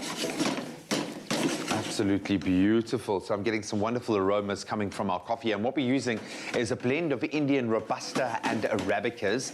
Medium, slightly shorter roast for this one. It's got a woody, kind of almost a savory, spicy taste, if you will. It's intense, but it's beautifully balanced, and you're going to get a strong bitterness, heavy body, slightly shorter roast, and a low acidity. They really are looking for, I think, balance with this one. It packs a flavor punch, but it's still got a little bit of that acidity and that biscuitiness as well to balance that out. And I've got you your coffee over there. I've just added the cardamom powder in there now. Ooh. And then I'm sort of going to turn the heat down, because once you get it to the golden brown color and you start adding your milk powder and your icing sugar, you want to make sure that it's off the heat. Okay. Or else it's going to start caramelizing. Ah, okay. And it's going to look like it's not going to set, but trust me, once you add it into your tray, it just sets like instantly once it's in the fridge. It's born for it. But again, like I said, this is something you just have 1 or 2 blocks and then you set as much as you can handle, basically, as much as you can handle. I love it. I think we've got to take those moments to celebrate culture through food. And I would imagine this is a kind of a recipe that gets passed down through generations, maybe, each generation adding a little bit of a spin on it just to create that perfect taste. But I love the fact that for centuries, people have been doing this. Oh, yeah, and the recipe just gets tweaked. I mean, the vegan version just sort of came up now recently with the whole vegan trend. Guaranteed in Cape Town. I mean, you're not going to get an Indian substituting the ghee for coconut. No. But it is possible. So if you want to find the ingredients list as is, as we've got it, and as it's all coming together beautifully now, you can go over to expressoshow.com. Okay, that really is forming a beautiful paste, eh? Yeah, and then you just want to sort of add the pistachio nuts, if you can just throw that in from here. Okay, with pleasure. And then fold them through. So at this point, you could add coconut flakes, you could add almonds as well. I love almonds inside of it. You could add like candied fennel as well. Ooh, I love that. And you're going to get that textural element as well, because something like this, especially that's this rich, it is, I think the texture's going to help a lot. I'm going to have a quick little taste before we race off. It looks absolutely beautiful. Finished off with the rose petals. That just makes it. And that's it. Mm-hmm. Oh, that's good. At first I was like, oh, it's not that rich. And then I'm like, okay, oh no. And this packs a punch. Absolutely beautiful. A celebration of light and love in a bite. It's sweet and it's well balanced. It's absolutely delicious. And you can find it on expressoshow.com. Dion, you're a legend. Sure, thank you, mate. We chose some of the world's rarest local coffee crafts and refined them to create 5 distinct new tastes. After all, we are the choices we make. This Friday evening at 7 in the Tastemaster kitchen, it's Elimination Week. The pressure is on to stay in the competition. I can't do this. I am so scared. I don't know what to do. Today is not the day to be making mistakes. That wasn't salt. That was bicarb. I knew this was going to be my problem. You are a superhero. You got this, okay? Ish. Get ready to bake more memories with the Tastemaster SA. Friday evenings at 7 on SABC2.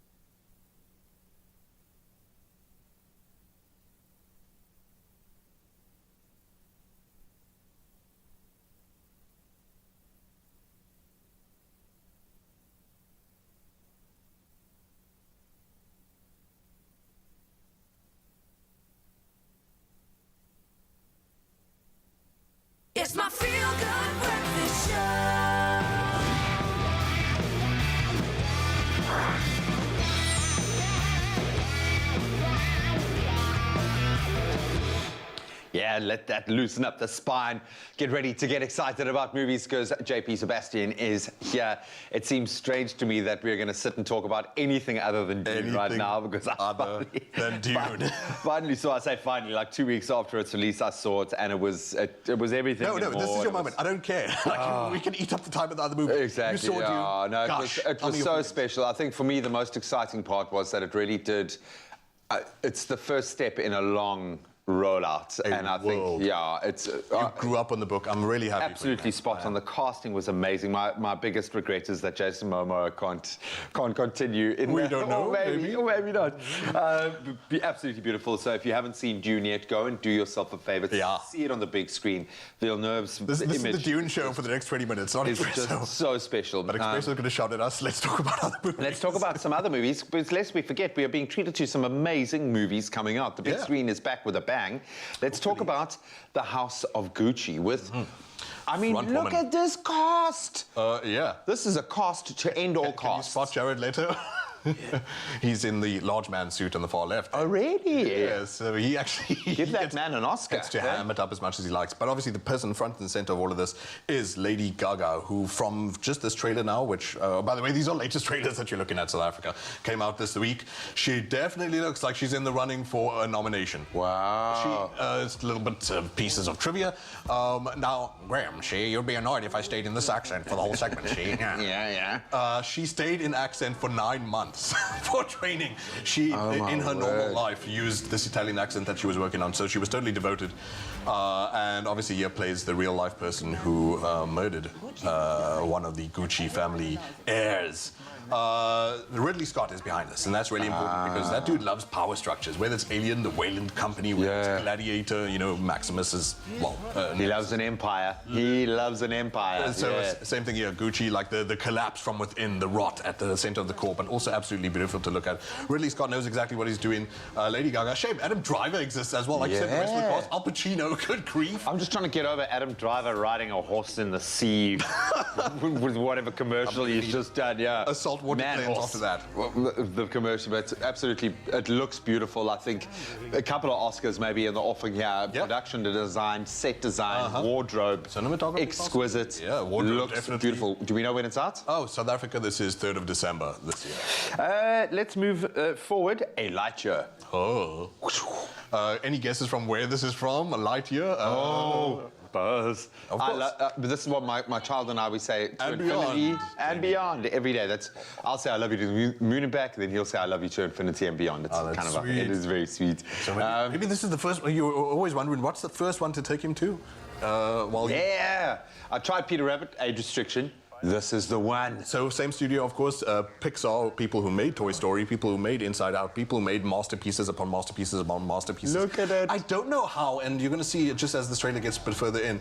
It looks more beautiful even than some of the movies we may have spoken about this morning. Pixar is mind-blowingly good at what they do. They put live-action movies better than reality. Shame. Yes. Anything looks better than lockdown reality right now inside of my own house for years. Look at this. Insane. So, though you've said Buzz Lightyear, what the story is about is obviously not the toy, as you can see. It's about the real-life character. Who is obviously fake in real life. This is going to get confusing in a second. Is he? That the toy is based on. But when is the set? Because, there's David Bowie, Starman in the background. Chris Evans voices him, by the way. Look how pretty this is. This looks beautiful. So Lightyear, Pixar knocking it out the park again. Give them all of my money. Wow, that looks like the best animation of the year. That will be, however, the year 2022, and that is June 2022. Worth the wait. This one you've touched on before. Another guy who loves big things. Roland Emmerich loves big things. Now he's taking one big thing and colliding it with another big thing. The moon is falling. Moonfall. Not large brains at all. Roland Emmerich, God bless him. He's a special man. Independence Day. I feel like a movie like this wouldn't work without Gerard Butler in it. I don't know why. Like I feel like if the moon is the moon, don't worry. He prepared for like he voices months, the moon. Just getting large, and then they painted him big and grey. He voices the moon. Sure, why not? Roland Emmerich can do what he wants. He's such a dimwit. He's such a. But we love it, man. We do. I'm a total sucker for this. Independence Day 2012, the day after tomorrow. Yeah. Anytime the world's ending, you need Roland Emmerich to be directing it. Godzilla, the first one from 1998, well, at least the first one in the West. The story being, it's so ridiculous using the word story with Roland Emmerich. Yeah. Like you said, the moon is the enemy. Patrick Wilson, I dig Patrick Wilson. It means nothing. You could put a cantaloupe in this movie and give it an Oscar. None of these people are required to be sensible. It's a Roland Emmerich movie. But look, it's that being said, as well. It's got a pretty powerhouse cast. Donald Sutherland? Yeah. Yeah, that's pretty good. Love Halle Berry, obviously love Patrick Wilson. We know a bit more now that this movie, and this is probably the last thing we need in this world right now, but it turns out the moon is hollow from the trailer. Oh, and it's got this gigantic mechanism in it. So, hey, Earth is flat, the moon is hollow. I don't know, Gerard Butler developed the vaccine. This is January 2022. Prepare to have your mind blown and evacuated for another Roland Emmerich movie, another world-destroying. I'm there for it. It's going to be a blockbuster that's going to make us all a lot dumber. Yeah, well, luckily I'm the least demanding moviegoer on the planet. No, that's a lie. 3 great, very different movie options. Each one looks like it's going to spark interest in a different kind of person. So go out there and gorge yourself in the movies. Clearly, the big screen is looking good for the next few months. Yeah, it looks decent. It's time to do a TikTok, everybody. Yes, TikTok challenges have been taking the world by storm, whether it be dance challenges, fitness challenges, or a combination of both. Now, fitness challenges in particular have been a big hit on the social media platforms, with many of the challenges allowing people to get involved anytime, anywhere, all over the world. Today, myself and Mr. De Mornay, we are going to attempt one of these challenges known as the Scooby-Doo Papa Challenge. Scooby-Doo Papas! It really sounds very intimidating, and when you say dance, when you say dance as well, I just get petrified. But I can exercise, and I know this is kind of like that, so I think I have a bit of an advantage. I think we have an opportunity to see it first, though, before we even get into this. So, Mzansi, you're going to join in. Jamie's going to teach us how to do this dance, but before we even get into it, let's see what we're up to. Oh, that way. Y la cosa suena ra. Scooby-Doo Papa. Y el pum pum pum pum pum. Y el pum pum pum pum pum. Y el pum pum pum pum pum. Pum pum pum pum pum pum. Y la cosa suena ra ra ra ra ra. Scooby-Doo Papa. Y el pum pum pum pum pum. Y el pum pum pum pum pum. Y el pum pum pum pum pum. Pum pum pum pum pum pum. Y la cosa suena ra ra ra ra ra. Scooby-Doo Papa. Are you ready, Mzansi? Are you ready? I don't know. I'm going to try. I learned this yesterday, and I tried to get my mom and Luca to do it with me. My mom did the first set, and she's like, absolutely not. Immediately, no, there's no need for this. And on top but I know that you are trained, and you did leg day yesterday. I did leg yesterday, and this looks like a leg workout at the same time, so I'm going to be grueling my body's still through this. fragile from KZN from that jump, so anyway, it doesn't matter the fitness level. Anywhere, everywhere, you can join in on this. The first one obviously goes down to a squat, so it's a medium squat. It goes down, and then the second one will take you down further. Full squat, okay? Perfect. So you can go outside, in, take it back, in, take it out, and back in. Got it? Okay, so that's like a side lunge and a backwards or reverse lunge. So that's good for the glutes, good for the legs. Okay, I see you. That is why you're here for the technical terms and telling sense. people exactly what it's doing for your body. I'm just here to make you guys look cute. Okay, so it's outside, then reverse, back, and then outside, and then in, okay. And then open in. Open in. Another one. Open in. Okay. And then you're going to do a explosive squat jump. So 1, 2, 3, and take it out, in, back, and out, back. And then there's going to be like a bit of a weighting. It goes bum, bum, hey. And you can get crazy with it. You can either go squat in, squat in, or you can just get crazy with it, jiggy with it. I've got to say, it is a workout, and don't be fooled, Mzansi, although we are dancing, or trying to at least, and having a vibe with this, I think it's a cool way to get everybody and the family involved in this. If you can't learn the moves, it's okay, you can still keep trying, but you are working out. We're working the glutes, we're working the quads, the calves, and our coordination, so this is a perfect workout. I can hardly breathe just after that one. So we're going to try to do it all together before we get to music. So 5, 6, bring down. Bring down. And we go out, in, back, out, in, back. Remember, open, spray it up. 2, 3, and down. Out, in, back, out, in, back. Wait for the count. Boom, boom, boom, ba. And you go. Yeah. 2, and 3, and 4, I'm dancing, Mama. and 5, Look at me go. and 6, and 7, and 8. Scooby-Doo, Papa. Do you think you can try it with music? I think we can maybe do that, actually. That wasn't so bad. Yeah, you looked, I didn't see, but I could feel like Shave High. I think I got this. We're teaching one TikTok and you think it's Michael Jackson. Okay, let's try with music. Maybe we can see. Okay, let's do and it. who knows, you can maybe challenge the rest of Mzansi. If you are going to record yourself doing this, send it through to us on Expresso Morning Show, SABC3. We would like to see how you take your take on Scooby-Doo Papa Challenge. And I'm challenging you as well, Mzansi. See if you can beat me at this dance. I'm nowhere a dancer, so if you can beat me... Anyone can. I'm joking. Right. Here we go. Keep bringing the cues, though. Okay, we're going to need them. Are we going to get music for this? Yes, hopefully. All right, let's do it. Whew. Go down. And up. Here we go. Hey. Open. Yeah. Explosive. 1, 2, 3. And go. Here we go. Papa. Boom, boom, boom, boom. Hey. Use that hips with nature, boy. Yeah. Scooby-Doo Papa. Scooby-Doo. I think you got it. That was really cool. Yes. Yeah. I want to do it one more time. Can we do it one more time, please? I'm feeling this. The legs are a little bit warm. They're all a little bit sore. I'm going to be honest, but I'm ready for it. Open. Yeah. Open. Explosive. Explosive. And down. Scooby-Doo Papa. Yeah, boom, boom, boom. Here we go. Yeah. Hey. Yeah, Mama. I can dance now. I'm cool. 1, 2, 3, 4. Boom. Woo. Scooby-Doo. How are you feeling? I'm burning. And that was like 40 seconds, 30 seconds? 45 seconds. If you Sounds do that pretty for cool. about 3 sets. You got a good 2 minutes, high intensity workout, working those glutes, working those legs. I don't know how you're feeling after those. I'm feeling good, I'm feeling pumped, I'm feeling ready. I'm going to carry on with this dance. That was absolutely fun. Mzansi, I hope you enjoyed this too. Jamie, thank you for teaching us Thank you. I just like this. We're going to carry on with this. I hope you enjoy it too. Tag us in your socials.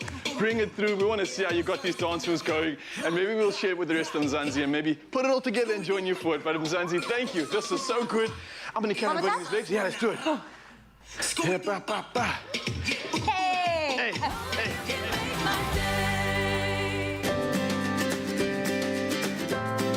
Simple as CBD should be.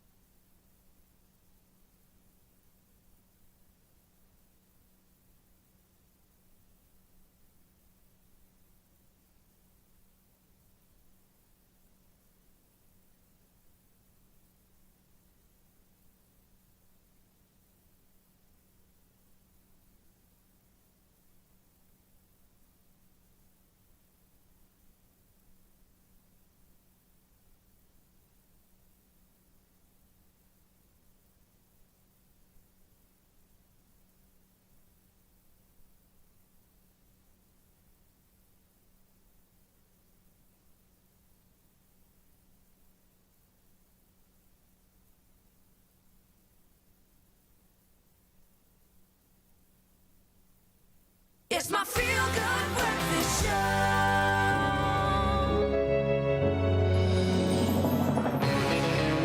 With the creamy decadence of double cream bliss from Clover, yogurt has never been so irresistible. Made with love by Clover. Welcome back. We're back in the kitchen. And if you're pondering what tasty appetizer or starter to make for an occasion, then try our Bliss Reshmi kebabs with deliciously creamy and spicy flavor. And Chef Dion Vengatas shows us how it all comes together. Now, you got a little tattoo on your hand. You're of an angry chef, okay? And you seem like the least angry. You seem like the most chilled out guy. It was in my dark times when I ran a big kitchen and it was so stressful. So I put this just to remind remind myself to calm down and just relax. I want to see the beast come out, man. Okay, you can talk to me like you're that sous chef that used to drive you insane. Okay, come on, let's get it going. So we're going to create something delicious, and I am going to help you out. So all right, cool. We're going to make a marinade. The difference between this marinade compared to other kebabs is we're going to add the almonds in there. So we're going to add almonds, clover bliss, double cream, plain yogurt, about 2-3 tablespoons in there. A bit of coriander and some green chili. Okay. Over here I got chicken breast. We've just diced them into nice equal sized cubes, very important, so they cook evenly when we grill them as well. Okay. We're going to add a bit of lemon juice to this here. Some garam masala and ground cumin. Now just note that you can use a lot of various other spices in here as well, like smoked paprika, sumac works really nice, za'atar. There's a lot of like Middle Eastern spices that work superb with kebabs. So again, play around it. Once you become familiar with spices and get adventurous. Yeah, and you know what works for you. And I think that's always important. Okay, so hopefully this is all going to mix together.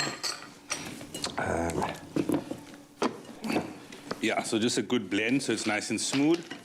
And the nice thing about this kebab is once that sort of almonds puree up and it adds to this here, and we start cooking it, you get this lovely flavor and crunchiness from the almonds as well.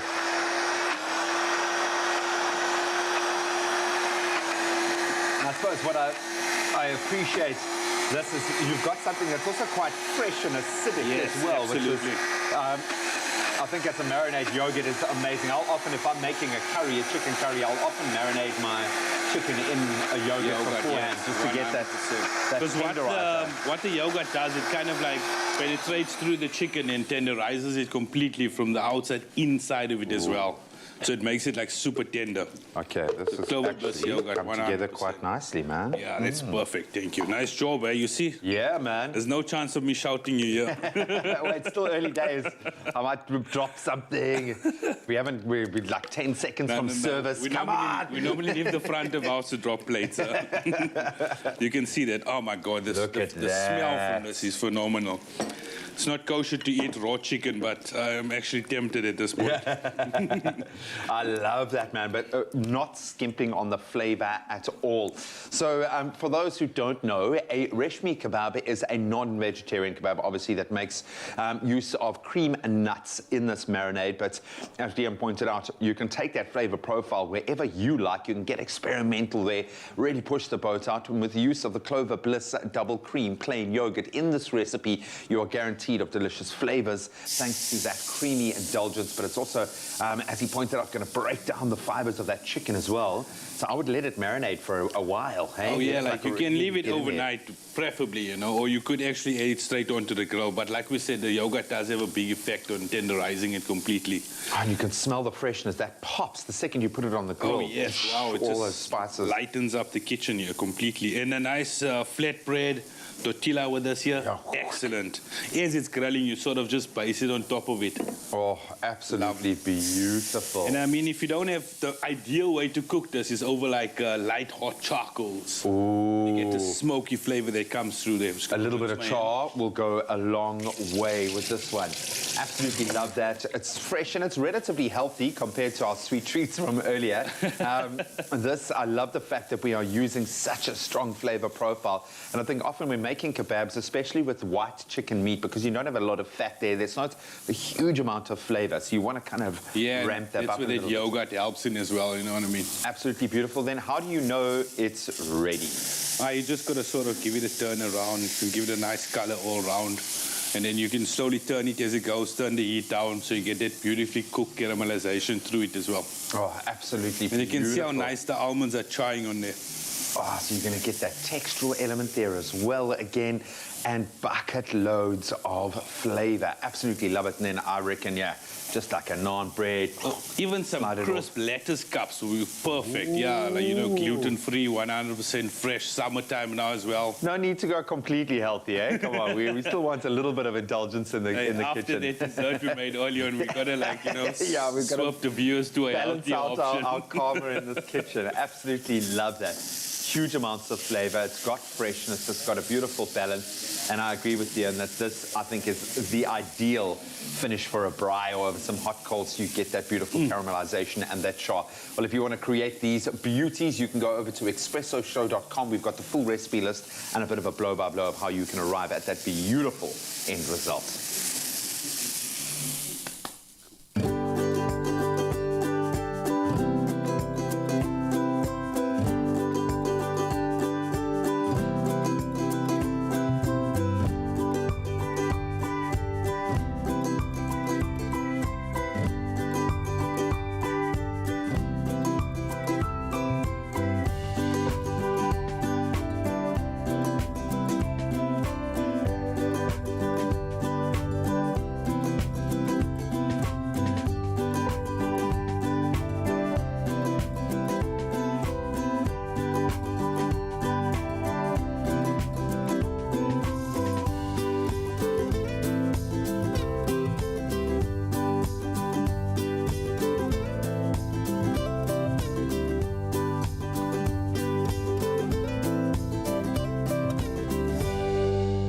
Made with love by Clover. And we've got more love coming your way right now. We've got a sound that will remind you of days past and propel you into the future, performed by musicians for the day, Nipo and Sophia Town. They are here. They're kicking us off this morning with a track featuring Ngola the Third that can be found on their latest EP, The Sound of a People, called One Night. Take it away.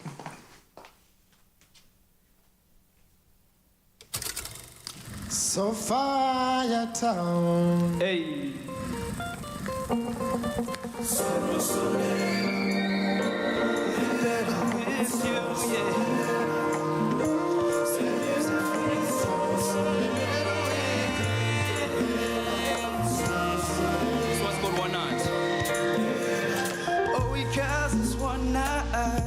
This cheap wine, I wish I could give you. Oh, your heart was the winding, the dining, sunshiny. Yeah, my hands go, girl, you know I have to go. Young love without fear, and our dreams. I wish I could turn back time when we were winding and dining, sunshiny. Yeah, I have to go, girl, you know I have to go. If you fall, you know I'll carry you home. If you call, I'll come running to you. Yeah, Sunday night, and I can dance all night with you. I feel alright with you. The summer starts now. Tonight,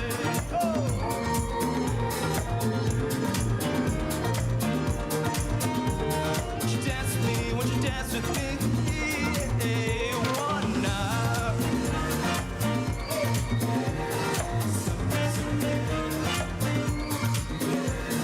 Girl, you know I got to go. And Lord, I wish it wasn't so. Thunder, Sophia Town.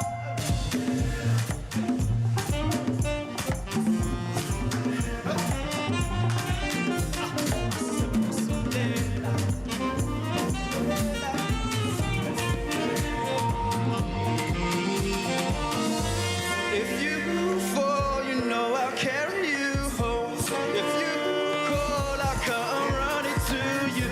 Yeah. From the front to the back, let me hear you say. I'll keep the fire burning. Keep the fire burning. I'll keep the fire burning. I'll keep the fire burning.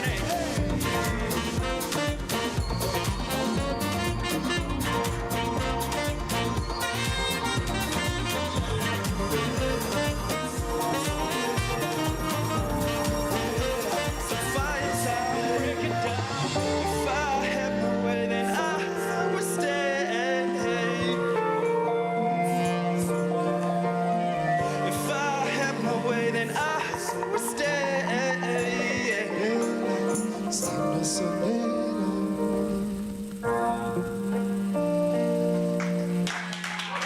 Nipo Mkhize, Sophia Town Keep the fire burning. And I understand now why it took you 4 years to create this EP, because let me tell you, that is phenomenal. It's setting the tone, setting the pace. We feel good. Hey, can we keep the fire burning as we go into an ad break? Keep the fire burning. Keep the fire burning. Hey, go, go, go.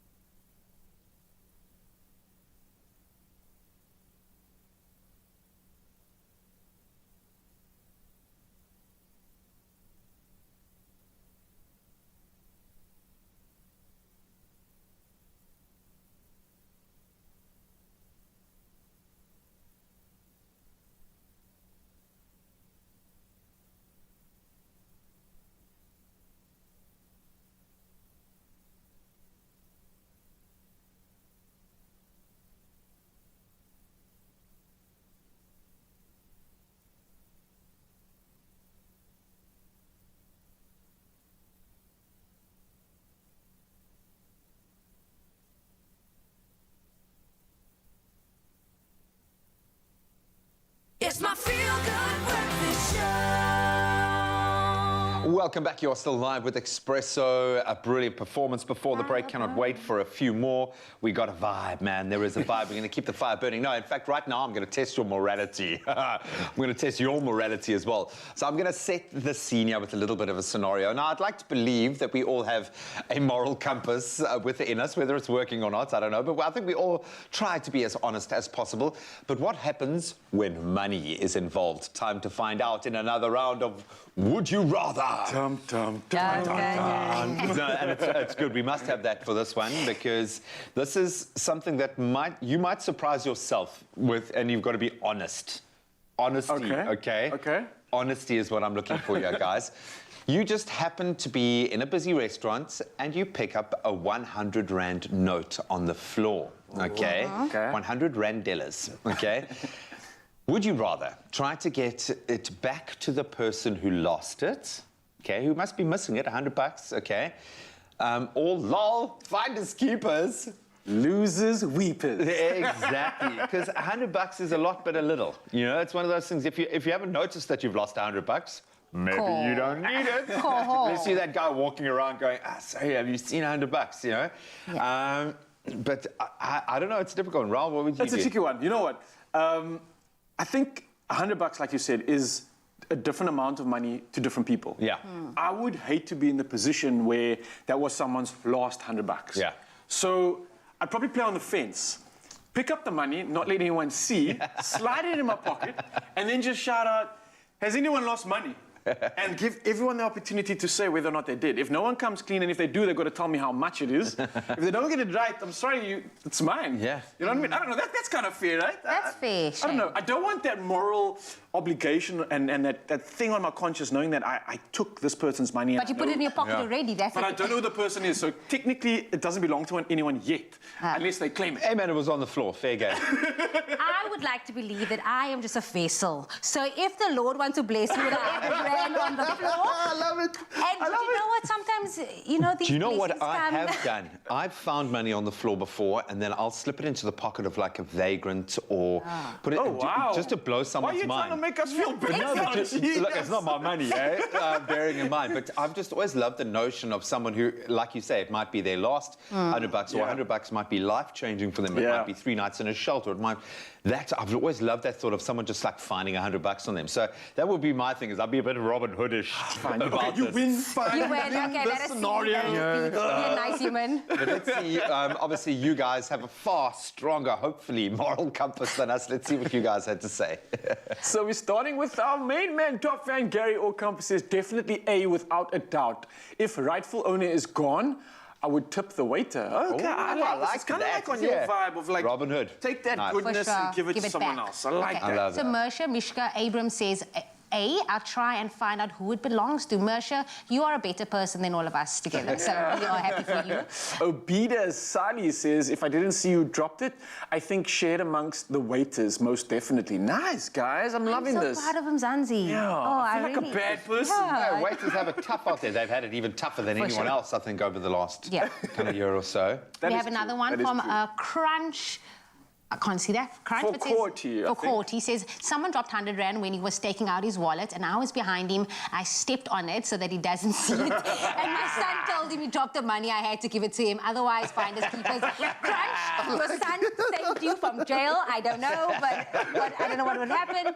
Good luck to your son. I was going to say, take that $100 and put and get petrol. But $100 of petrol won't get you far these days. It's going to get you 5 liters, maybe. It'll get you Don't back even to the petrol bother. Just give the money back, man. Well, we can't rely on money magically falling out of the sky, at least not for all of us. Obviously, you can consider taking out a credit card from only 40 Rand a month. And you can now open a gold credit card with a lot of benefits at Nedbank and access affordable credit when you need it most. And if you want to apply right now, you can do it online at nedbank.co.za. Never think 100 Rand is just a clipper. It's a fresh fade or prepaid electricity. It also gets you a gold credit card from only 40 Rand per month, and you still get change. So, do you want a bank that takes your money or a bank that takes your money seriously? Get a Nedbank Gold credit card that helps you afford more. All right, now it's just gone on the hour. It's time to take a look, of course, at the news. And starting off with the national fronts, it was obviously another day of a few COVID-19 infections, with the National Institute of Communicable Diseases reporting that 169 new cases were confirmed in the past 24 hours. Now, this after 106 new infections were recorded on Monday. Now, there were 18 COVID-19 related deaths reported in the past day. And meanwhile, the Department of Health aims to have 70% COVID-19 vaccination coverage among the older age groups before December. And it's an offering of an incentive which is to achieve this, and a 100 Rand grocery voucher which will be made redeemable at certain stores. And now South Africa is set to receive a $8.5 billion investment to end its reliance on coal in a deal announced at the COP26 Climate Summit in Glasgow, Scotland. Now, the US joined Britain, France, Germany and the European Union yesterday in a multi-billion-dollar partnership to help SA finance a quicker transition from coal. Now, Germany had earlier pledged $12.5 billion, or billion Rand, sorry, for this purpose, and President Ramaphosa called it a watershed moment. And SA, which is the largest or 12th largest emitter of climate warming gases, said the money would be an enormous help to reduce emissions by 2030. And now to take a look at international news, and where at least 15 people have lost their lives in Nigeria's commercial capital of Lagos after the collapse of a high-rise building that was under construction. And the Chief of State Emergency Services said the following yesterday. Now, witnesses say up to 100 people are missing after the luxury residential structure crumbled, trapping workers under a pile of rubble. Now, building collapses are frequent in Africa's most populous country, where regulations are poorly enforced and construction materials are often substandard. And now, moving on to the world's richest man, SA-born Elon Musk says he will sell $6 billion worth of Tesla stock and donate the proceeds to the United Nations Food Agency if it can show how the money would solve world hunger. Now, he added that it must also be open source accounting so that the public could see precisely how the money is spent. Now, Musk's statement came after UN World Food Programme Executive Director David Beasley challenged him and other billionaires to step up to help end starvation. And now next up, in Turkey, the folks generally who love cats. Now, Turkey's capital, Istanbul, is a city of some 15 million people and is famous for its relaxed attitude towards stray cats. Now, groups of volunteers build elaborate shelters for their feline neighbors where they can find donated food and toys, cushions and boxes to keep them out of harsh weather. And who knows, even a new owner or owner lady should an owner should appear, and Lady Luck should smile on them too. Now, an architect, Dida Mokokos, has noticed that many stray cats trying to find places to keep them warm in winter. Now, she went ahead and placed several plastic boxes they could shelter in around a park and formed a plan to build more refined and pleasant shelters. Now, Khokas invited the city's mayor to a meeting, and being a great cat lover, he was sold on the idea of the shelters. Now, Khokas now runs the non-profit cat supplier Podo, installed in 2 huge shelters in parks in Istanbul. Now, the 125,000 stray cat population of Istanbul has become a much appreciated component of the metropolis. Now, this thanks to the kind-hearted efforts of people such as Dida Mokokos. Now, I'm going to leave you on that positive note with the news for this morning. It's time to take a look at the sports with G.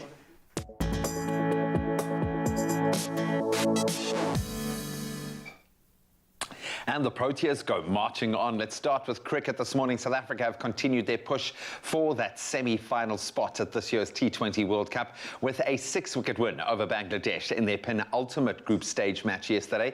The Proteas won the toss and elected to bowl first, with Kagiso Rabada and Anrich Nokia taking 3 wickets each. Then with 2 quicks leading the attack, Bangladesh were dismissed for just 84. In response, South Africa got off to a pretty nervy start, losing 3 wickets up front before a 31 not out from Themba Bavuma saw his team over the line with more than 6 overs to spare. Now, lots to get excited about on the rugby front, the international rugby front again, as Damian Willems, Jesse Creel and Herschel Yankees will all be starting against Wales in Cardiff on Saturday. Then a Springbok coach, Jacques Nienaber, has made 4 changes to his matchday squad that defeated the All Blacks for their opening test of the outgoing tour that kicks off this weekend. So Oxenchair, Bongi Mbonambi and Trevor Nyakane, they make up the front row, while there is a 5-3 split on the bench this time round. The last time the sides met was in the semi-final of the Rugby World Cup back in 2019, where South Africa won that one 19-16. Well, staying with our national sporting news, Bafana head coach Hugo Broos has included both Percy Tau and Keegan Dolly in his final 24-man squad. That's for their upcoming World Cup qualifiers against Zimbabwe and Ghana. Other than that, Broos has retained most of the squad that has served him very well in the campaign so far, with 3 goalkeepers, Captain Ronwen Williams, Veli Motwa and Bruce Mvuma all being retained. South Africa are currently at the top of Group G, in fact, with 10 points from their 4 matches. They'll play Zimbabwe on the 11th of November before a clash with the Black Stars on the 14th of this month. Now, on to football. It's been made official. Spurs have announced the appointment of former Chelsea and Inter Milan boss, the very successful Antonio Conte, as their new manager. That's following the very prompt sacking of Nuno Espirito Santo. So Conte has signed an 18-month contract at the club, with the announcement coming just 1 day after the club relieved Nuno of his duties. Spurs are currently 8th on the Premier League table, having won just 2 of their games in the last 5 matches. Conte's first assignment, an interesting one, in the league. It'll be a trip to Everton this coming Sunday. Well, that's where we leave our sporting headlines for this Wednesday morning. Let's get one last global weather perspective and some of those temperatures here in SA.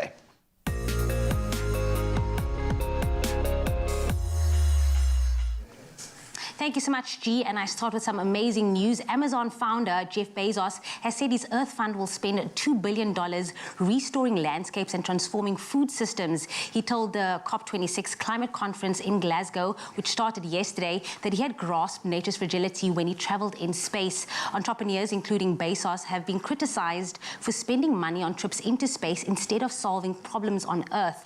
Addressing the COP26 conference, Bezos said, and we quote, "In too many parts of the world, nature is already flipping from a carbon sink to a carbon source." Overall, the Bezos Earth Fund plans to spend $10 billion fighting climate change together. The founder of the world's largest online retailer described his experience of traveling in space in July as a revelation of Earth's vulnerability. He also added, and I quote, "I was told that seeing Earth from space changes the lens from which you view the world, but I was not prepared for just how much that would be true."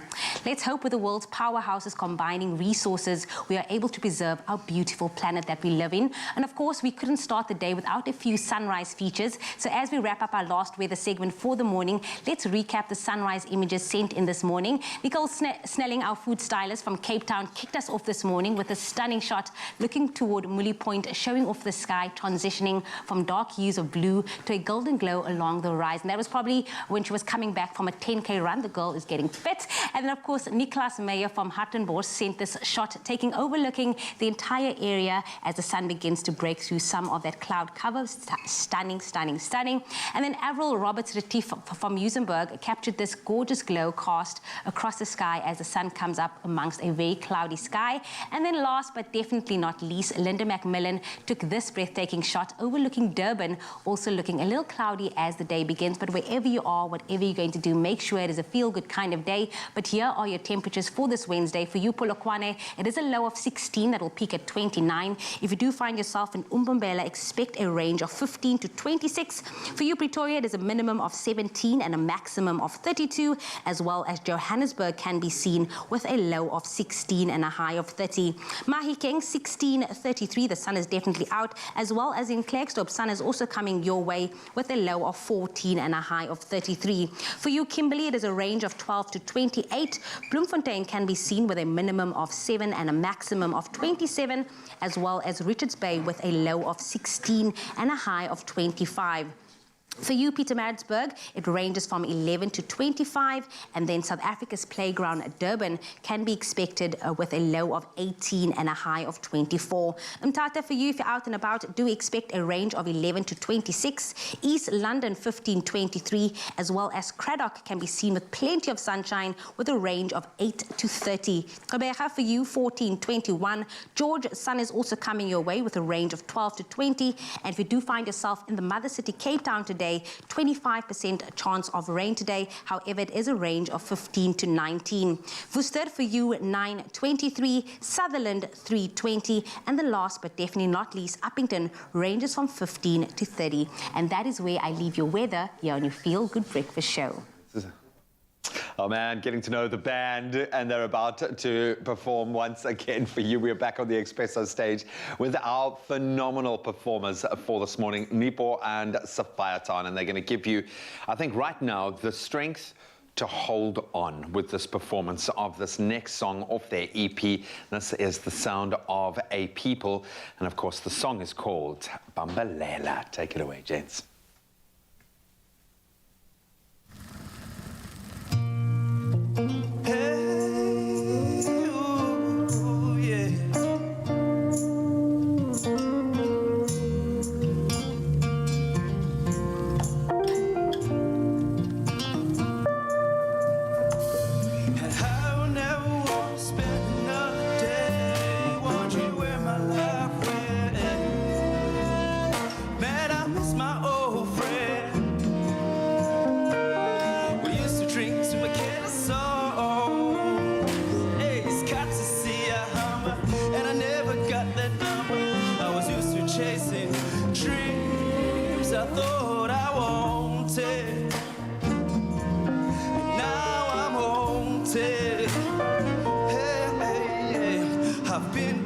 I've been low, I've been left undone.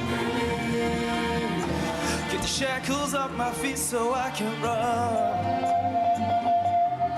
so I can dance with you.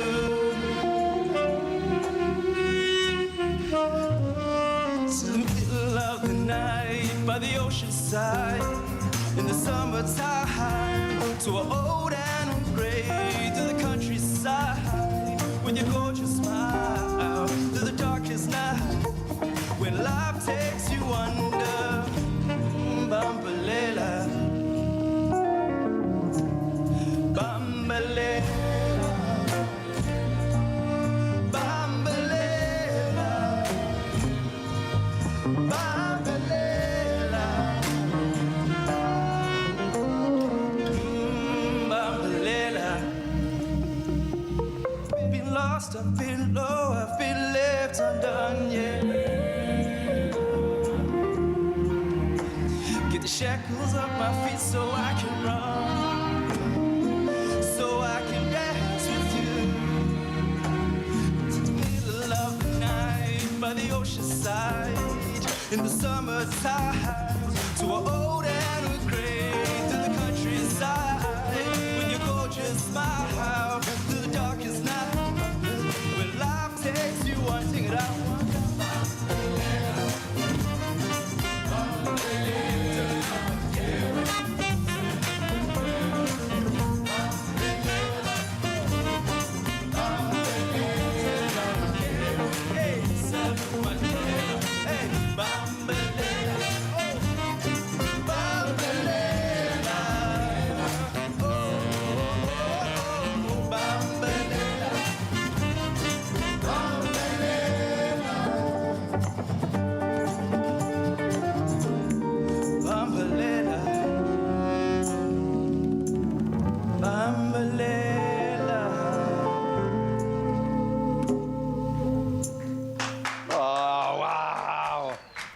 That almost defies description. I feel that paying homage to your past. There's a groove there that's undeniable. There's a lot of funk thrown in the mix there as well. It's contemporary. It's beautiful. Complex, man. Absolutely incredible sound. Gentlemen, thank you so much. Goosebump stuff. And we've got one more performance coming your way.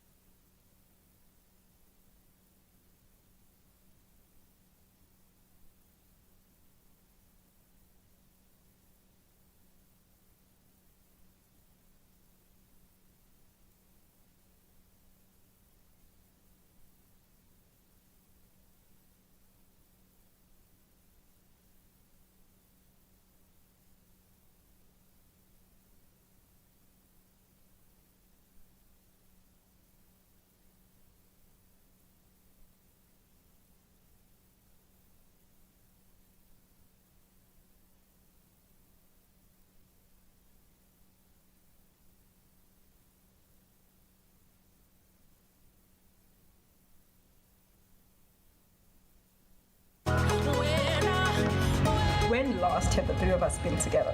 Let's do it. We will be able to roll this out pretty much immediately. I've got this. You both better be on that plane tomorrow.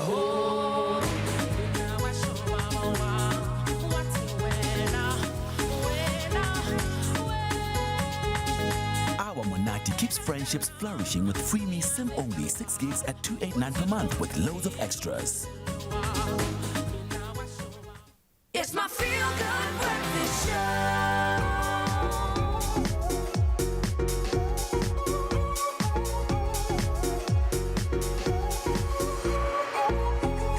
Yes, Mzansi, welcome back. You know what that is. It's that tune that brings us all to another installment of the Culinary Hotline Bling. Ching, ching, ching.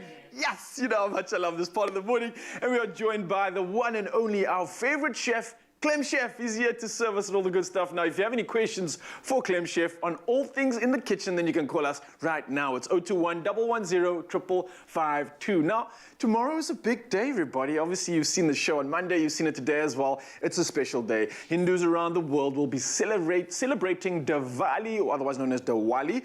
And we thought it would only be fitting to have a Diwali-themed culinary hotline with Chef Clem. So the question this morning is, what are some of your favorite Diwali treats? Now come through, give us a call. We want to hear from you. Maybe you got some tips for us as well. But of course, Chef Clem, You've got some tips for us as well. You've got some treats too, right? I do, because I'm obsessed with Diwali treats. So actually, we do want to know from our viewers, like, what are you planning tomorrow? What's going to be on your table? What are you going to be eating? How are you going to be celebrating? So I told you I moved this weekend. And one of the things I did before I moved is I sourced out all my little food spots, especially where am I going to get my sweetmeats? And I found a place. Okay, you did? And it's nearby enough, it's close by enough. So I'm sort of when it comes to sweetmeats, and I always go out and get them.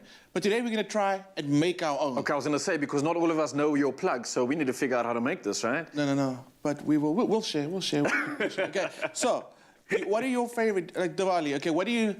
I've got memories of it when I was young. Like the neighbors would come around with a little box of the treats, and that was like always the fondest thing. And then being young, I don't know what it is, and I learned more about it, and I love it. Any celebration of any culture where you can share things, amazing. Do you have any memories of it? I have memories of it. I don't know what I was eating, but I was eating so much goodness. It was a lot of sweet things.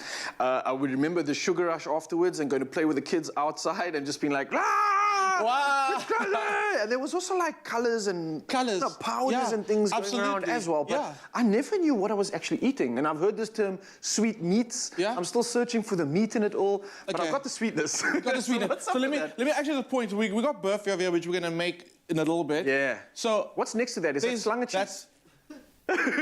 Is that fancy? It's jalebi. But you can say it's jalebi. Jalebi's over there. So there's no meats in sweet meats, okay? It's just a collection of these amazing sweet little treats that you can buy. And so much love and so much effort goes into making it. People say French pastries are complicated to make and there's a lot involved. But I'm going to be honest with you. Indian desserts are tricky. Okay. And these are not chefs that make these dishes. It's like moms and aunties and grannies. And the precision and the complexity that goes into these dishes, it's mind-blowing. Really? Okay. It's mind-blowing. All right, okay. So I'm surprised they don't sell this for like 200 Rand for one, because there's so much that goes into it. But we're gonna do this today. So jalebi is absolutely amazing. It's like a fried donut or like a fried funnel cake. And obviously they add the color, and the color comes from saffron. Saffron. Is that why it's like got that greenish sort of... No, sorry. This one is the burfi. That's a burfi. This is jalebi. Okay, the burfi's green. I'm with you. All right. Burfi's green comes from pistachio. Oh, wow. And Kenny trying to be fancy, adding a little bit more food coloring. But you get a nice pale green in your burfi when you add the pistachio. Okay. That's where that color comes from. So then the reddish color that you see, all those like, now it looks like a nice pale yellow, comes from saffron. So let's talk about how we do this together. Yes. So I've got some flour, corn flour, and then some baking powder, okay? The one thing I also see a lot with these recipes is that they take a very long time. There's a lot of resting involved. In fact, the resting process is even 12 hours. Oh, wow. Geez. Which means a lot of preparation. Like a multi-day event. It is, absolutely. But then I've also done some more research and I see how they actually make it. So the whole family gets involved. There's like an assembly line of a process of putting these foods together. And I'm telling you, that just brings back like memories growing up, like the Sunday lunches when the one auntie's doing one thing, the other auntie's like over here, and the uncles over there did that. So much going on. I think in a past life I was Indian because I mean I've got so much like I really resonate with like the culture and the food and the way that the family gets together, and it just gets me so excited. So you're gonna be my. I want to be anything I can be in the kitchen, because you know what? You're speaking of that. I'm missing those moments. Obviously with COVID, there's not as many big family events that I get to participate in, and you've just made me feel a little bit sad, but at the same time excited because I did get to share that memory with my family, and it's something that it doesn't happen anymore with COVID coming around. It does. So maybe we can recreate some of that in a smaller, tight-knit family, right? Absolutely. What do you want me to do? I'm going to ask you just to cut this is ghee. Okay. Or clarified butter, same thing. And we're just gonna, you kind of cut it through the flour and the baking powder. And right, so not stirring or whisking. Yeah, you kind of want to, what you want is you want to slice that ghee through the flour that it almost looks like breadcrumbs. Once you get it in there and you feed in, like the knife is not doing such a good job anymore, you can mix over to the whisk. What I'm going to do is I'm going to get my stove pot on. I'm going to make the syrup that the jalebi gets. After you fry it, you take it out the oil, you put it in the syrup, and it sucks up the beautiful syrup. Ooh, okay, nice. So we're gonna, there's that sweetness that you spoke about, and I like it because the sweetness kind of like, it's just all about the celebration. Okay, so celebrating only the positive and sweet stuff in life, of There we course. go. It's like the sweet stuff is potentially, the way I understand it, it's this celebration of the fight of good versus evil, right? Right. So all the sweet stuff potentially prevents or presents all that good stuff, and then everything that's bitter is the evil. So we don't want any of the bitter. now that I got no evil in me, 'cause I'm all Evil is sugar gone and- within thee. Yeah. Okay, so a little bit of cardamom went in there, some more saffron goes in, and then can you guess this? And I'm telling you now, it's not old lady perfume. It's not. Is that the Holy Spirit? Maybe. It's rose water. It's rose wow. water. Let me smell that again. It does smell nice, Yeah, actually. right? That smells really good. My 4th grade teacher used to permanently smell of rose water. I Where don't do know you why. get, just by the way, where does one get rose water? Woolies. Oh, okay. Yeah, absolutely. You can even get orange blossom that's in there as well. Okay. A little bit of lemon juice goes in. You're going to bring that to a simmer. Once the sugar's dissolved, you're good. And you'll also see the color starts to change in the pot. So you're going to get this. I'm going to try and hold it to one of the cameras who's there. There we go. Cameraman Rudy's on the close-ups. You can Rudy's see the got you, color man. starts to change. And that's the saffron that's imparting its color. How are you doing there? I'm doing okay. I've got these like little ballish textures. There we go. I don't know if That's a what we're good looking thing. for. Do you want that?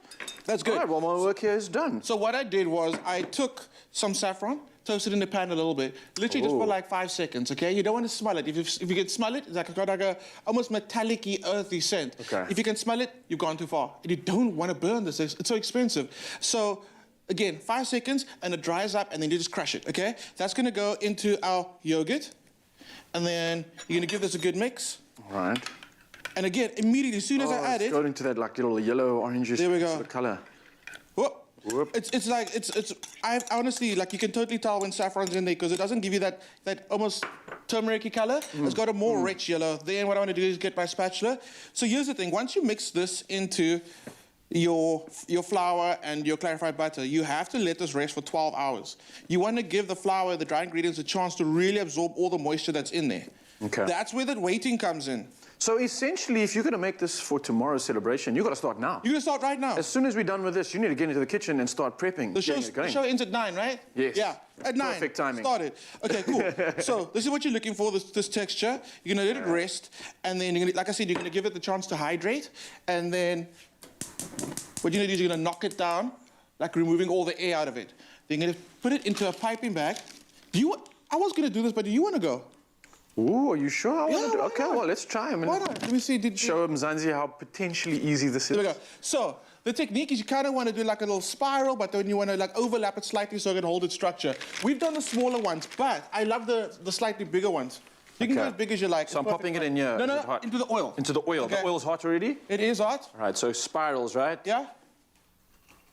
How's that So spiral patient. for You can go a little faster once you get more confident with it. Okay, you know what? If it's not a spiral, it's whatever you make it. It's whatever you make it, and it's about the celebration and getting involved. So if Uncle Raul's going to be in your kitchen helping you with your Diwali treats, please let us know. Did he do a good job? I think he did a great job, and I like it you're doing the big one. Because I've seen I like the big one. I've seen a very beautiful installations where they actually use jalebi and they stack them up and just like create like amazing displays. Check out, it's really like coming to life. Eh? It is. Okay. How's it looking? Looking good. Looking good. Let me come in. Let's swap. Switch it up. Well done, Raul. So what you do is keep an eye on it. As soon as it starts like getting nice and firm, you're gonna poop it on the poop. Don't do that. Don't do that. You're gonna take it and you're gonna put it in your syrup and give it a few seconds. It's one word. Why are you laughing at? And then you got this beautiful jalebi. You can actually add a gold leaf to it. We'll just decorate with these little gold balls, and that's it. When we come back, we're gonna make some birthday. This looks good. Chef Clem coming through with the favorites. Of course, it's in celebration of Diwali, which is happening tomorrow. And of course, Chef Clem and I are going to be back with round 2 of the Culinary Hotline Bling. Nice. Come through with those questions. Come through on those numbers. We want to hear about your favorites too, and we'll see you in just a bit. Whoa! Don't poop it, eh? Yeah, that looks cool, man. Nice. Do say so myself.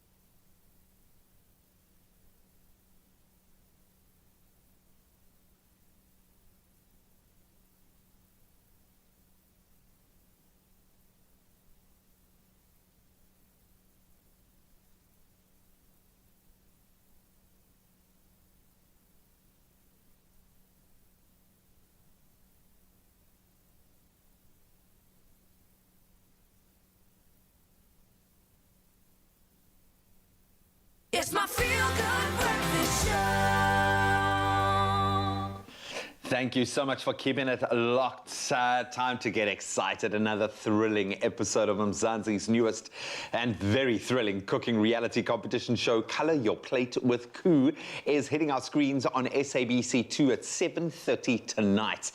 In the search to find the country's most, maybe the next cooking celebrity, the foodie that everyone's been waiting for, we are meeting South Africans from all walks of life who have some pretty amazing backstories. We're being joined right now via video call by someone who is based in Gqeberha, by one of these awesome contestants, Bongiwe Mavimbela, ahead of her competing in the Chakalaka round in tonight's episode. Bongiwe, very good morning. Welcome to the show. Morning, Tim. How are you? Oh, we good. And yourself? Very excited. I am very, very good and excited for tonight's show. I think we all are too, frothing for it. And frothing to see you, because you're not just a chef in the making, but you're also an electrical apprentice. You're kind of like an electric chef now, which is not a field that many women go into. But what actually drew you to this industry?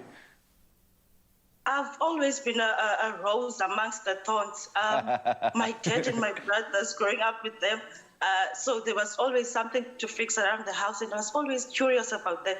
So I knew I would go into a field that was quite different from the ordinary field. So that's how I ended up being an electrical apprentice. I love it, and we certainly wish you well on that path. But you've started another journey as well, and of course exploring your cooking prowess using the full range of Koo products, and it's amazing to see how creative you guys have been in the season so far. What is it that you like about cooking with Koo products? Koo has always been a feature into my family. It's another member of my family. My mom and grandmother are always cooking, blending food during Sundays. So I was also, that's why I'm an electrical chef, because half it's me in the kitchen and the next is helping my father fix things. So it's half. I knew I'll always explore that part of my side, the cooking side. Now, look, it's one thing exploring these talents that you have, and you've got these dual roles, but then it's another thing entering a competition like Colour Your Plate with Koo. Now, it's a competition, so that means there's a lot of pressure, there's a lot of people watching, you've got national TV and potentially people all around the world watching you. What was this daunting experience like for you in the end? It was very exciting, and as an electrical apprentice, you always work under pressure, so the pressure I was used to, but then pressure in the kitchen was something else. But it was very, very electrifying. It was very exciting. It was a very exciting experience, and I would do it over and over again if I had to. And we would love to see you do it. So, as the electrical chef, without giving away too much, no spoilers, please, how are we going to see your fiery spark, if you will, come through in your chakalaka dish tonight? What's on the cards? Tonight, I'm electrifying the kitchen. I am electrifying everything. People must watch. The electrical chef has entered the kitchen, and tune in tonight to see how the chef and the electrical field merge into one tonight. Oh, I cannot wait. We love our chakalaka as well, so I cannot wait to see how creative you're going to be. You seem like the most wonderful person. I'm so glad that you are on this crazy journey with Koo. We wish you all the best of luck tonight, and we will certainly be watching, but such a pleasure to connect with you, Bongiwe. Thank you so much. Good luck. Thank you very much, and people must tune in to see the electrical chef in the kitchen tonight, and people must continue pursuing every dream that they have, because there's no limit to anything that you want. You can do it. So thank you very much, too.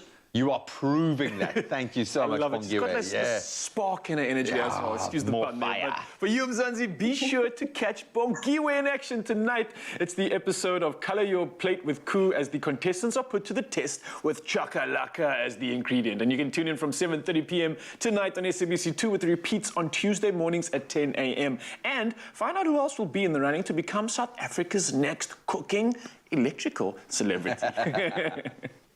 Wednesday evening at 7:30 on Color Your Plate with Koo. 5 potential cooking stars have 1 hour to impress the judging panel along with one of the country's best beloved personalities, Lasizwe Tambuza. The challenge today is to make chakalaka the star. You only have 1 hour to color your plate. The burger was falling apart. Chakalaka always tastes nice. It's got that fat. I'm going to be proud. Who will be Mzansi's next cooking star on Color Your Plate with Koo? Wednesdays at 7:30 on SABC2.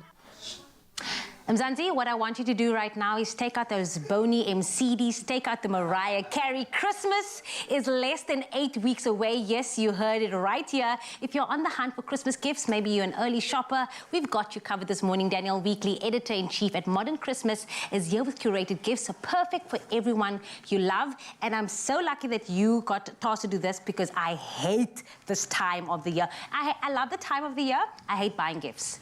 I'm not sure if anyone's ready for it just yet, but I am ready, as you can see. Clearly, you came out with a full spread. It's also overwhelming to buy a gift for someone because you want to show that, you know, you took the time, you took the effort to really think about what to get them, but there's so much to choose from. No, and that's the drama of having something that you want to make it feel like you've really thought about the person personally, not broken the bank, and something that they'll actually use, not re-gift at some later date. Yeah, that's what hopefully I've got you covered today. That's what I do all the time. I re-gift things. Whenever I get a PR drop, like someone knows that they're getting that for their Christmas stock. But before that, give us some top tips when we are going to be buying for the people that we love, our friends, our family, for whoever this festive So I think a top tip for me in terms of buying gifts is to think about the personality type of the person, because I think that's a really easy way to get into it. Like if they love the beach, or they love books, or they love braaiing, or they love the outdoors. So kind of tapping into something like that and then creating something experiential around that. So maybe if you're giving them a braai grid, you also give them the like braai package that goes with that, or like the jaffle iron, and then it's all the things that accompany all of that. Plus, I'm also a sucker for the packaging because I hate wrapping gifts. So 100%. you can see there's a whole lot of gift bagging going on here, which I think also adds to the experience of getting a gift when you get like a whole parcel of things with like lots of little bits and pieces. Exactly. And also just seeing like the little ones' faces when they get to unwrap everything and when they see this big bags and they just love it. Luca little ones, big ones. Opening big ones. Yeah. We all love it. And also just to my friends and family, I love money, I love good things about. I know, this You is a have nice a bag. display over here. Take us through it. So this bag of money would have been a little bit more expensive than some of the things that I have got going on. So what I did today is I have kind of pulled it into personality types, as I was saying. So I've got a bit of things going on for like a beach bum. Ryle, that's Ryle. So for Ryle, excellent, at least he knows what he's getting. These are beautiful, bright coloured, they're 100% sustainably sourced cotton towels. And I love this version of it. These are out for Christmas. It comes in the mesh bag, which I think is a really great beach bag because it can get wet and you can chuck all your sunblock and things like that inside it. So that's a really nice gift package. Any Speedo can also go in there. So yeah, well, a tiny, it might fall through the little holes in the mesh, but you never know. So over here? Here we've got the sleepy head. So for those of us who've had a long year that just want to stay in. It's satin pillowcases, it's beautiful room diffusers to create something gorgeous in your bedroom that smells great and soothing. So this is kind of more of a luxe space that you want to be in. If you're not planning on doing very much this holiday and you just want to have a creative little sanctuary for yourself, we're talking here. These guys are not so much about the sanctuary. They're outdoors, braaiing. This is a call. This is one is for Carl. He's always wanting to braai. Okay, so Carl's braaiing this year, and I think the great thing about what's going on with the braai stuff, because you kind of also think, how much is there that I can possibly buy still for a man who loves to braai? The good news is there is still stuff. There's more. There's more. There's jaffle irons. I love these. I think they're so cute to do like little jaffles in the fire. Cute. The braai grids are brilliant and always super useful. And then there's a suede braai gloves that you don't have to stick your own mitts into the fire, which I think is the kind of gift you'd never really buy yourself, so I keep trotting it out. Get sexy with a braai, this a suede little hand gesture. I love that, I love that. There is also that version of the braai. And then over here is homebody kind of gifts, and I think these for me are really some of my favourites. I'm not averse to a candle, as you well know. And these are wax melts, which are super trendy right now. So it's wax melts, it's all the like oils and diffusion things that you can pop into, I know, and lovely little gift sets and things. So I think, again, like a real sort of idiot's guide to buying gifts because it's already all done for you. So they've been wrapped up and they've got things all together and they're all ready to literally just go. Like the packaging is Christmassy. Just give it like this. I think this is for Zoe. G's not getting anything because he made me do sports this morning. So I'm so sorry. He's getting nothing. This whole table would be for Zoe. She's also not averse to a candle. Entire thing for him. If I had to put you on the spot right now, what can the kids, what can the husband, what can the friends get you from this? Is it lame to say the jaffle iron? But the thing is... But then I need someone to bribe for me. To do it for you. That's the thing. I don't want to work. I'm probably sticking over there with the wax melts. Yeah, I love them. You and Zoe? I love them. Love them, love them. Definitely to my family again, if you're watching right now, anything from this table, we have arranged for everyone. Daniel Weekly, as always, so good to have you with us. Such a pleasure. Is your Boney M out yet? Is your Mariah? My Mariah Carey is out. It's out. Modern Christmas is on shelf. We are fully ready for Christmas. Mariah is hot. All we want for Christmas is for you to have a good time. Now, whether you're shopping for a beach bum like Ryle, a homebody, a sleepyhead, or Brian Master like Carl, you'll find the perfect gift for your loved ones at Woolworths, in-store, online, or on the Woolies app. Baby, all I want for Christmas is you.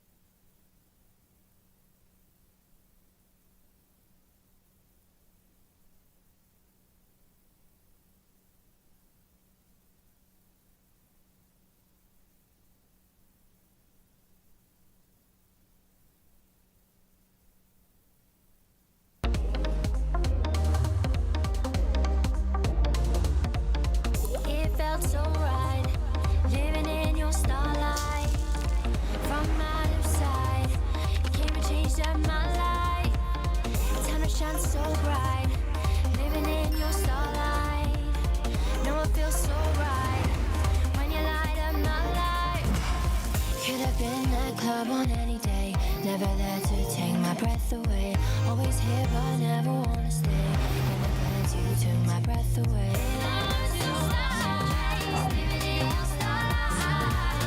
Look beneath the surface. It's either Caesar stone or it's not. It's my feel-good breakfast show.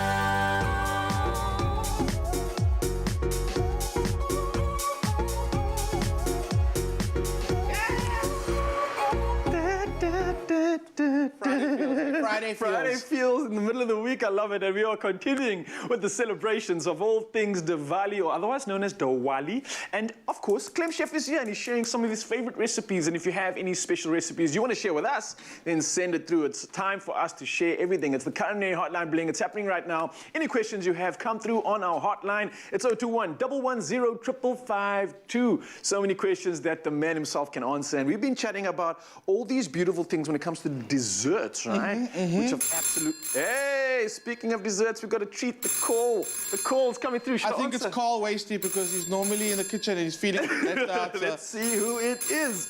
This is the Culinary Hotline Bling. It's Ryle speaking, the assistant of Clem Chef. How may I help you? Goedemorgen. Goedemorgen, how are you? Hoe gaat het met u? Baie dankie, fine, thank you. Who may I ask is calling? It's Martha from Strand. Martha? Yes. Hello, good morning all the way from Strand. What is your culinary question for the esteemed Clem chef this morning? I want to know what is the trick of the trade to cook pasta rice successful? The trick of the trade to cook pasta rice successfully. All right, stay on the line. Chef Clem, you heard the question. What is the answer? Feed us, feed us. You put my stick down. I don't know why I've got Marja from Strand is plugged in. She wants to know what's the tips, the tricks. Give us how to do it. So if you've never heard about pasta rice, because even when like pasta rice, I was like pasta rice, and I was like orzo. So it's not the first time that someone's asked this question. So I'm glad you're bringing it up now. So orzo looks like rice, but it's actually pasta that's just made a little bit bigger, right? Yeah, there we go. Yeah. So you cook it like you would normally cook pasta, which means you bring a pot of water up to the boil, and then you season it with water, and you want to do it in boiling water. Okay. If there's some people that I've seen have started it in cold water and then bring it to a boil. What happens is it releases all its starches and it turns into pap. It gets that soggy, like stickiness. Right. Okay. So pot of water, and a generous amount of water, salt goes in, and then once you get that nice rumble, that's when you add your orzo. Okay. So packet instructions are different, but it generally cooks for about 7 to 8 minutes. Then you strain it off. Here's one thing you do not want to do with orzo, or any pasta for that matter. Don't rinse it under water to stop it cooking. You're rinsing all that starch off from the outside, so when you add a sauce to it or to a dressing to it, it's not going to absorb and it's not going to stick to your pasta. Okay. So as soon as it comes out of, as soon as you strain it and it's still hot, that's when you add your dressings, that's when you add your sauce to it. So what I always do is I keep some of the sauce aside because the pasta's hot and pasta's like a sponge, it just sucks it all up. So you'll notice if you add like 2 cups of sauce to it and you'll end up with like almost no sauce left over. But that's why you keep some of the sauce to the side. So once it's absorbed all that pasta and all that sauce, and it's super happy with the amount of sauce that it's got, that's when you add that last little bit, stir it through, and you're good to go. So I love orzo, and I think we should do like a nice little pasta segment in the future for Culinary Heartland because orzo is a good one and it's delicious, and people don't even know that it's actually a pasta. So love your question. Thank you so much. Mada, I hope you are still on the line. If not, then all good. But I hope that answers your question too. I don't think it could get any easier and simpler than that. Are you still on the line, Mada? I'm still on the line. Thank you very much. Does that answer the question, yeah? Yes, thank you.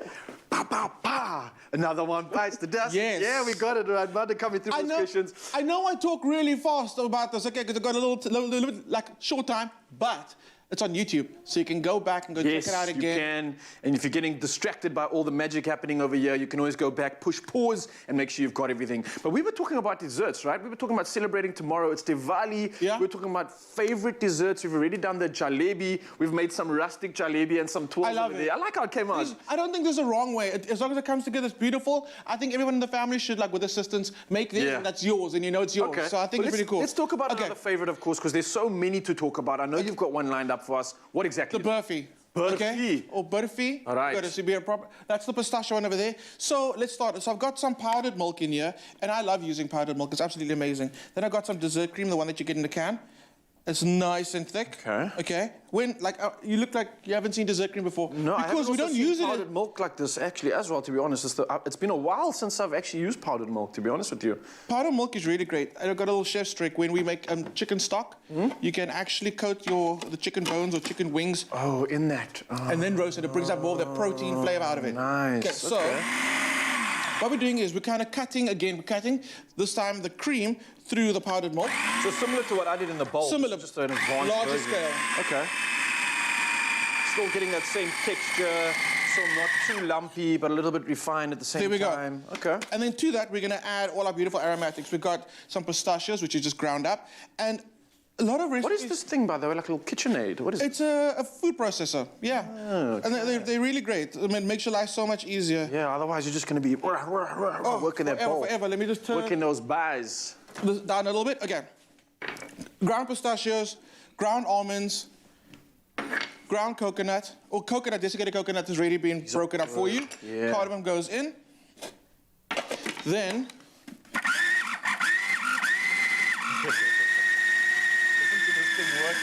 saving like hours and hours of twisting and working and mixing. So imagine like back in the day, then this was not around. But I understand this now because the reason why this happened, and I think this trained our parents, so they could just give us like a clap afterwards. Wow! Wow! so strong. That arm was so strong. They could just go from whisking to clapping to whatever. This is how it worked back in the day. With accuracy. Yo. Get it straight back. Okay. So in here, I've got some evaporated milk. Okay. Your Raul coming. Your mom's gonna be like, Raul, I did not. How could you say that on when you know, Raul? Other people think that I hit you. Guys, my mother never hit me ever. She just stern discipline, good morals and good values. She never, ever had to do anything like that. But that's the worst, right? When you know you've done wrong and they just... I'm disappointed. Yo, that's the worst. I'd rather actually take like boomerang slipper or something than disappointment. That is the worst. I don't want that. I'm not angry. I'm disappointed. No. How do you even recover from that? No, you can't. Well, look, I know one thing that's not going to be disappointing is this meal. And before we get distracted, let's make sure we don't disappoint Mzansi as well. So where are we at with this? Evaporated milk, and I just added the sugar in there. Okay. So you're going to want to feel that sugar is dissolving. And once it does, you're going to add your butter. Very rich. But here's the thing. You cannot really eat a lot of these burfies because it's so rich. Yeah. So I think it makes sense because you're making such a rich batter, such a rich mixture. Again, small bits is going to be more than satisfying. But it's also the fact that a little bit goes a long way, because not everybody's going to come for seconds and thirds. It's just the perfect amount. Well, maybe they'll come for seconds and thirds, but you know what I mean. It's not going to be like one person's going to take it all. It's going to go the distance. How are we doing? Like, you're like, no, it's not. No way. It's definitely not. So, once your butter has started to melt, looking good, you can add your icing sugar. So here's the thing. If you want to get a very vibrant green, you do use a bit of food coloring. But I have grown up, the ones that I had, uses the natural green from the pistachios. Yeah. So like I said, you can leave it out, put it in if you want. It depends on what you actually like, what you prefer. Yeah. This is going to cook, and here's the thing. It's going to cook for about 15 to 20 minutes. You're going to reduce the fat even more, and then the sugar's also going to cook down. Oh, we got a phone call. Hey, is it the call again? Whoa. Oh, lined up here. I think I'm going to have to answer. Sorry for interrupting you. No, but let me answer this. Culinary Hotline Bling, how may I help you, and who may I ask is speaking? My name is Paul. Paul, good morning, Paul. How are you doing? I'm well, Ryan. And yourself? I'm fantastic, man. Where are you calling us from? I'm calling you from Pietermaritzburg. Pietermaritzburg, all the way over up in the north there. How are you? And of course, what is your question? I am well, man. I'm just watching you guys on the show. Oh, fantastic. Oh, I hope we're serving up some good advice for you for tomorrow, right? Okay. Now, Ryan, what I want to talk about, what's his name? Chef Clem? Clem is making jalebi. Yes. And you're making, he calls it burfi. Yes. The Indians call it barfi. Barfi. Okay, but, thank you for correcting us there. If you are ever in Natal. Yeah? If you are ever in Natal, go to one of the Indian sweetmeat shops. Okay. And down there you will get the jumbo, you'll get the jalebi, you will get the barfi, you will get chana magaj, you will get serve, you will get bundi. Oh, nice. Go to those shops and order it and try them and see. Okay. I like it. Different, and the flavors are different as well. So I know a lot of these this... are basically all Indian sweetmeats. Ah. And the one thing that you guys in Cape Town say is roti.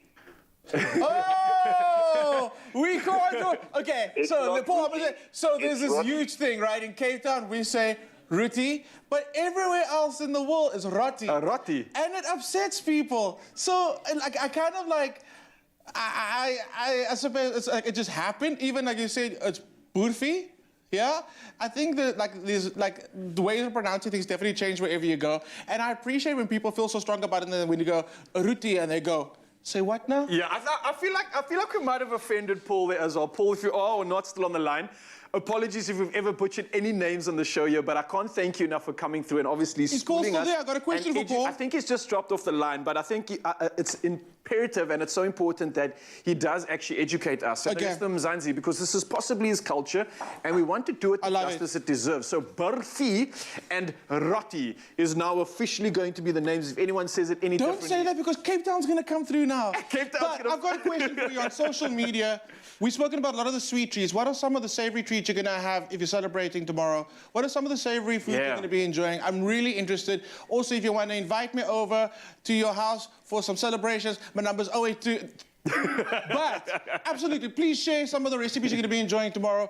I'm so happy. I think next year for Diwali, I'm going to someone's house. We need to film it. Go to someone's house for Diwali celebration. That needs to happen. Right, Chef Clem, we've got like 10 seconds left. Okay. Just finish us off with that before we end off this beautiful segment of another culinary hotline thing. What are we doing after that? Once I've reduced that cream that I spoke about, I've taken that mixture and I put it into here. I'm going to cook it till it stiffens up a little bit, put it into a dish, and it sits. I'm going to top it with some pistachios. At the end, are you going to grab one? Yeah, let me grab one, man. Of course I will. And then you get this beautiful Burfi. Over. These are delicious. Yeah. They're so good.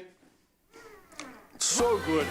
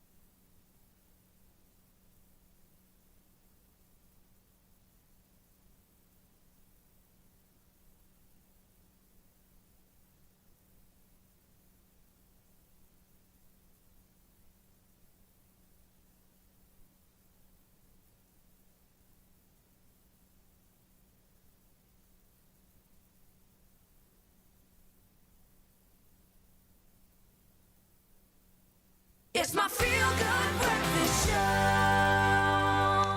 Welcome back. Thank you so much for keeping it locked. A few more minutes to savor on the show. We're going to do it with our performer on our stage this morning. We are back on the Expresso stage to enjoy the sounds of our performers, Nipo and Sophia Town. They've been amazing today, and they're sending us into the morning with a pretty vibey song now that will get you on your feet undoubtedly. Push the coffee table away and get ready to dance. It's from their latest EP, The Sound of a People, featuring Young Mbaza and Young Flame, and it's called Can We Dance? I think we can. Take it away, gents.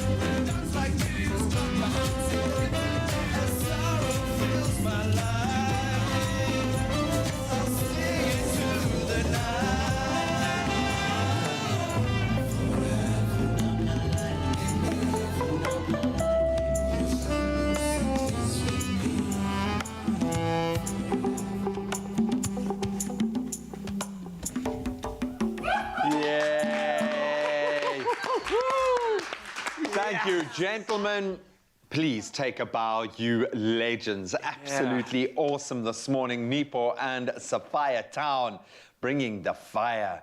Such a beautiful sound. Tell me you didn't just get that feel good every time they perform. Buzzing, and now my poor arms, like hairs on my arms, it was just been like the whole show. But I love the fact that they've got this kind of throwback vibe, but it's still something so contemporary. There's something very fresh and modern, but they've still got this beautiful like nod to the old school. Absolutely immaculate, guys. Yeah, Thank man, you the so much. authenticity is still there. I Absolutely can't wait to beautiful. see more of that. What a way to see us into a brand new day. We'll see you all over again tomorrow. Never forget, we Love you. Mwah.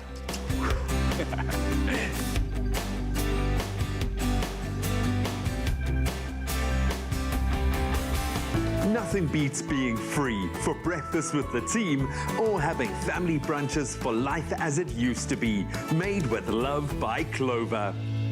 Another feel-good production.